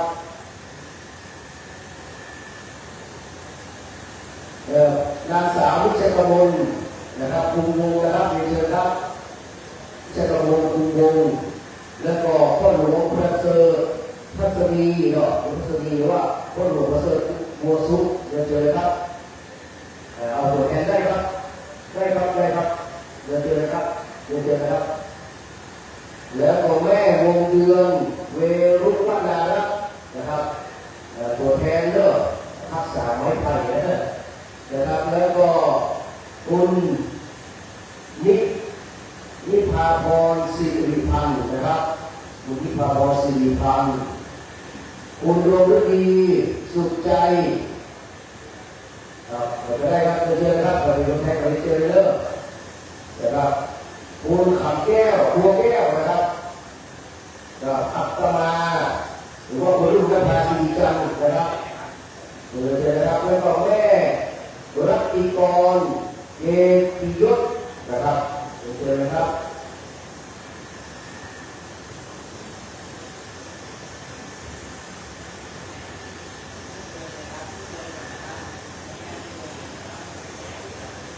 คุณอุบลศรีพังสุภาพนะครับสุภาพนะครับอุบลศรีเชิญเลยครับแล้วก็คุณสุกัญญาอินตะวงศ์คุณรุ่งทิพย์ชัยวงศ์นะครับรุ่งทิพย์ชัยวงศ์เรียนเชิญเลยครับ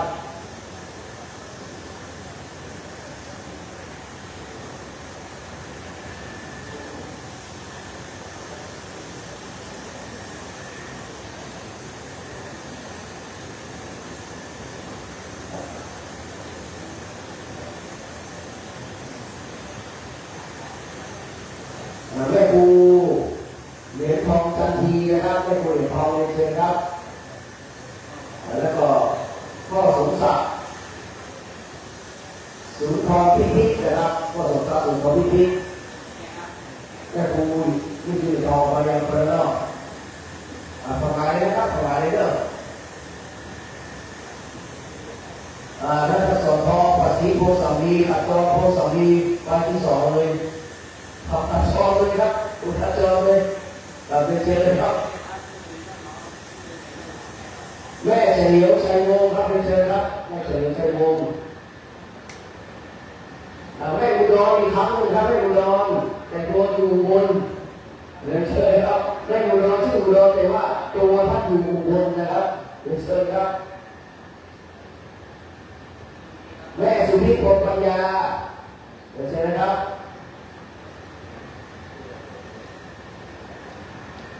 แม่สุพรรณีวรรณวงศ์นะครับเรียนเชิญเลยครับ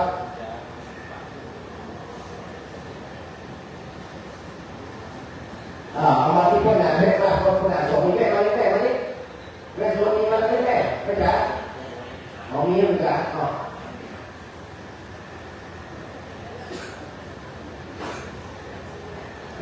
เดี๋ยวนี้เด้อจริงๆถ้านั่งมาได้ก็ต้องนั่งเด้อเดี๋ยวมันจะคล้องแคบก็ลุกมาได้นะนี่ถ่ายรูปอยู่เดี๋ยวเจอกันแม่วันจะทำอะไรเลยไม่ทำอะไรเลยเดี๋ยวสองลุงได้ดีอันนี้นั่งสมาธิสวดเลยมอบพ่ออาจารย์นี่ก่อนตีทองก่อนเดินมาดินี่มอบพ่ออาจารย์จะสีจบเลยตู้สาธุครบแล้วก็เตรียมน้ำยาให้ดีเด้อมันเลอะแล้วก็พระสงฆ์เจ้าจะได้ขึ้นกองนะครับหลวงพ่ออาทรว่าขอเอาไว้สักครั้งหวังกองอย่างเดียวกับที่พระองค์ครับ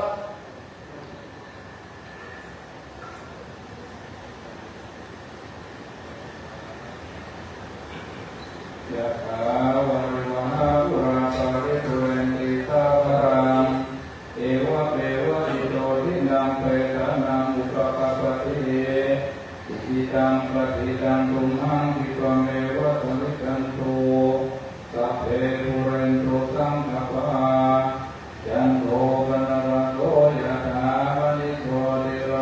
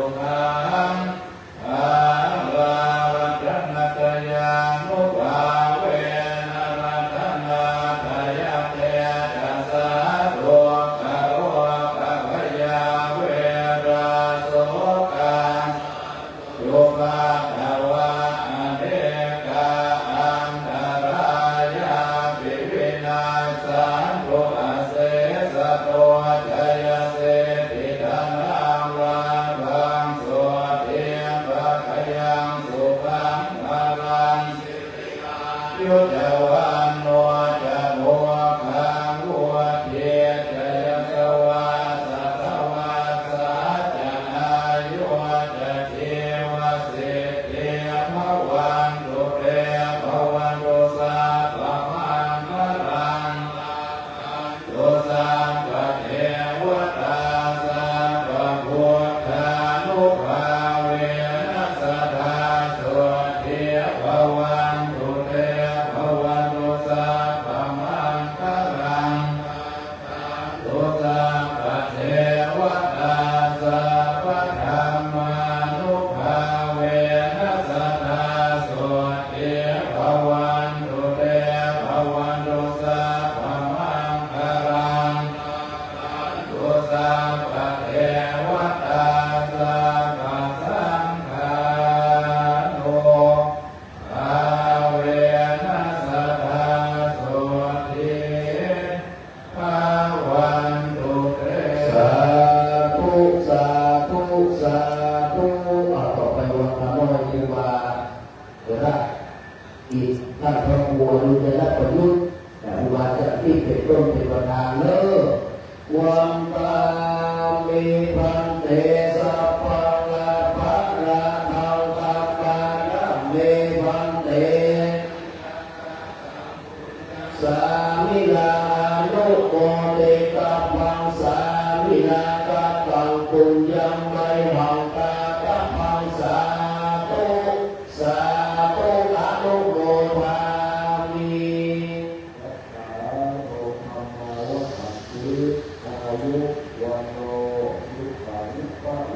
สา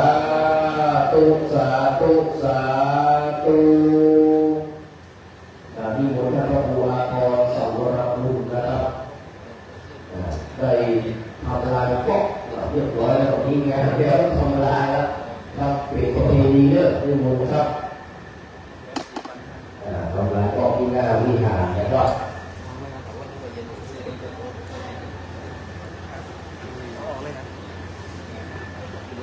กราบนมัสการขอบพระคุณในเมตตาบารมีธรรมของครูบา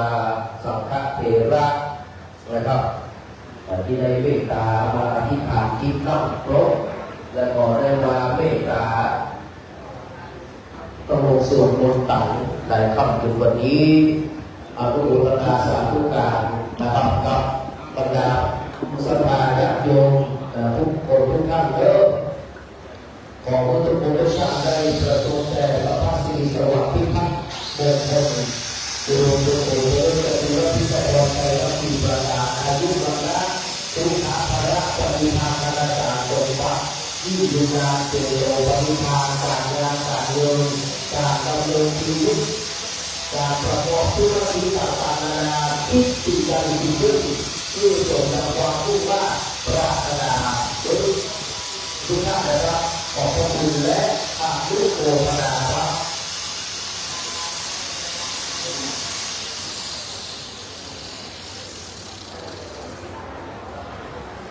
เดินเด้อจะโยมก็มาเอาสังฆทานเด้อถ้าเป็นบาทน้อยนะครับพอดีแล้วนะครับเอาน้องน้ำมนต์ไปรับคุกอีกกระเป๋าได้เลยนะครับกราบนมัสการขอบพระคุณหลวงพ่ออาภรณ์สังวรบุญนะครับได้ทำตามแบบเป้าโบราณเรียบร้อยแล้ววัตถุมงคลยังเอาไปไม่ได้ยังไม่สุกดีนะครับยังออกมาเรื่อยๆวันพรุ่งนี้มันเลิกถึงมาเอาไปนะครับพรุ่งนี้จะปูจากันเลิกนะครับ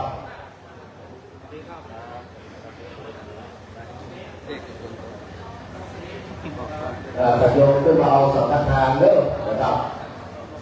บนวิหารนะครับ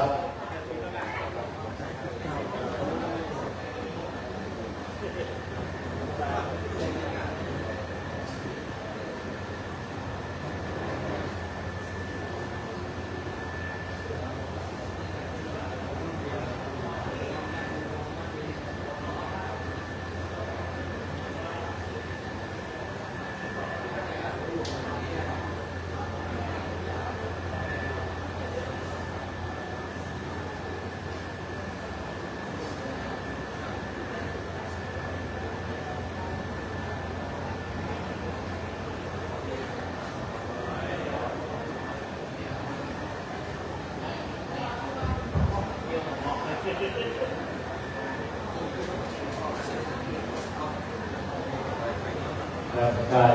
นะครับเจริญพระพุทธมนต์สวดมนต์กันนะครับเป็นสิริมงคลนะครับก่อสัตว์เล็กเสร็จที่เราแล้วคุณพ่อคุณแม่ถ้ามีขวดเนี่ยขวดน้ำดื่มนี่เนี่ยในบาตรน้ำมนต์นะครับมีเอาน้ำที่เราว่างไปตักเอาน้ำมนต์นั่นเลยเป็นเชื้อเอาไปเป็นเชื้อเอาไปหดแล้วก็พดนะครับอีกขวดที่เขาเหลือเดี๋ยวนะครับพระคุณเจ้าได้เดินทางที่ในบาตรน้ำมนต์ถึง5-6 บาทนะครับเอาได้ร่วมกันนะครับเจริญพระพุทธมนต์สวดมนต์กันก็เป็นร่วม2 ชั่วโมงนะครับโดยเมตตาพระคุณเจ้า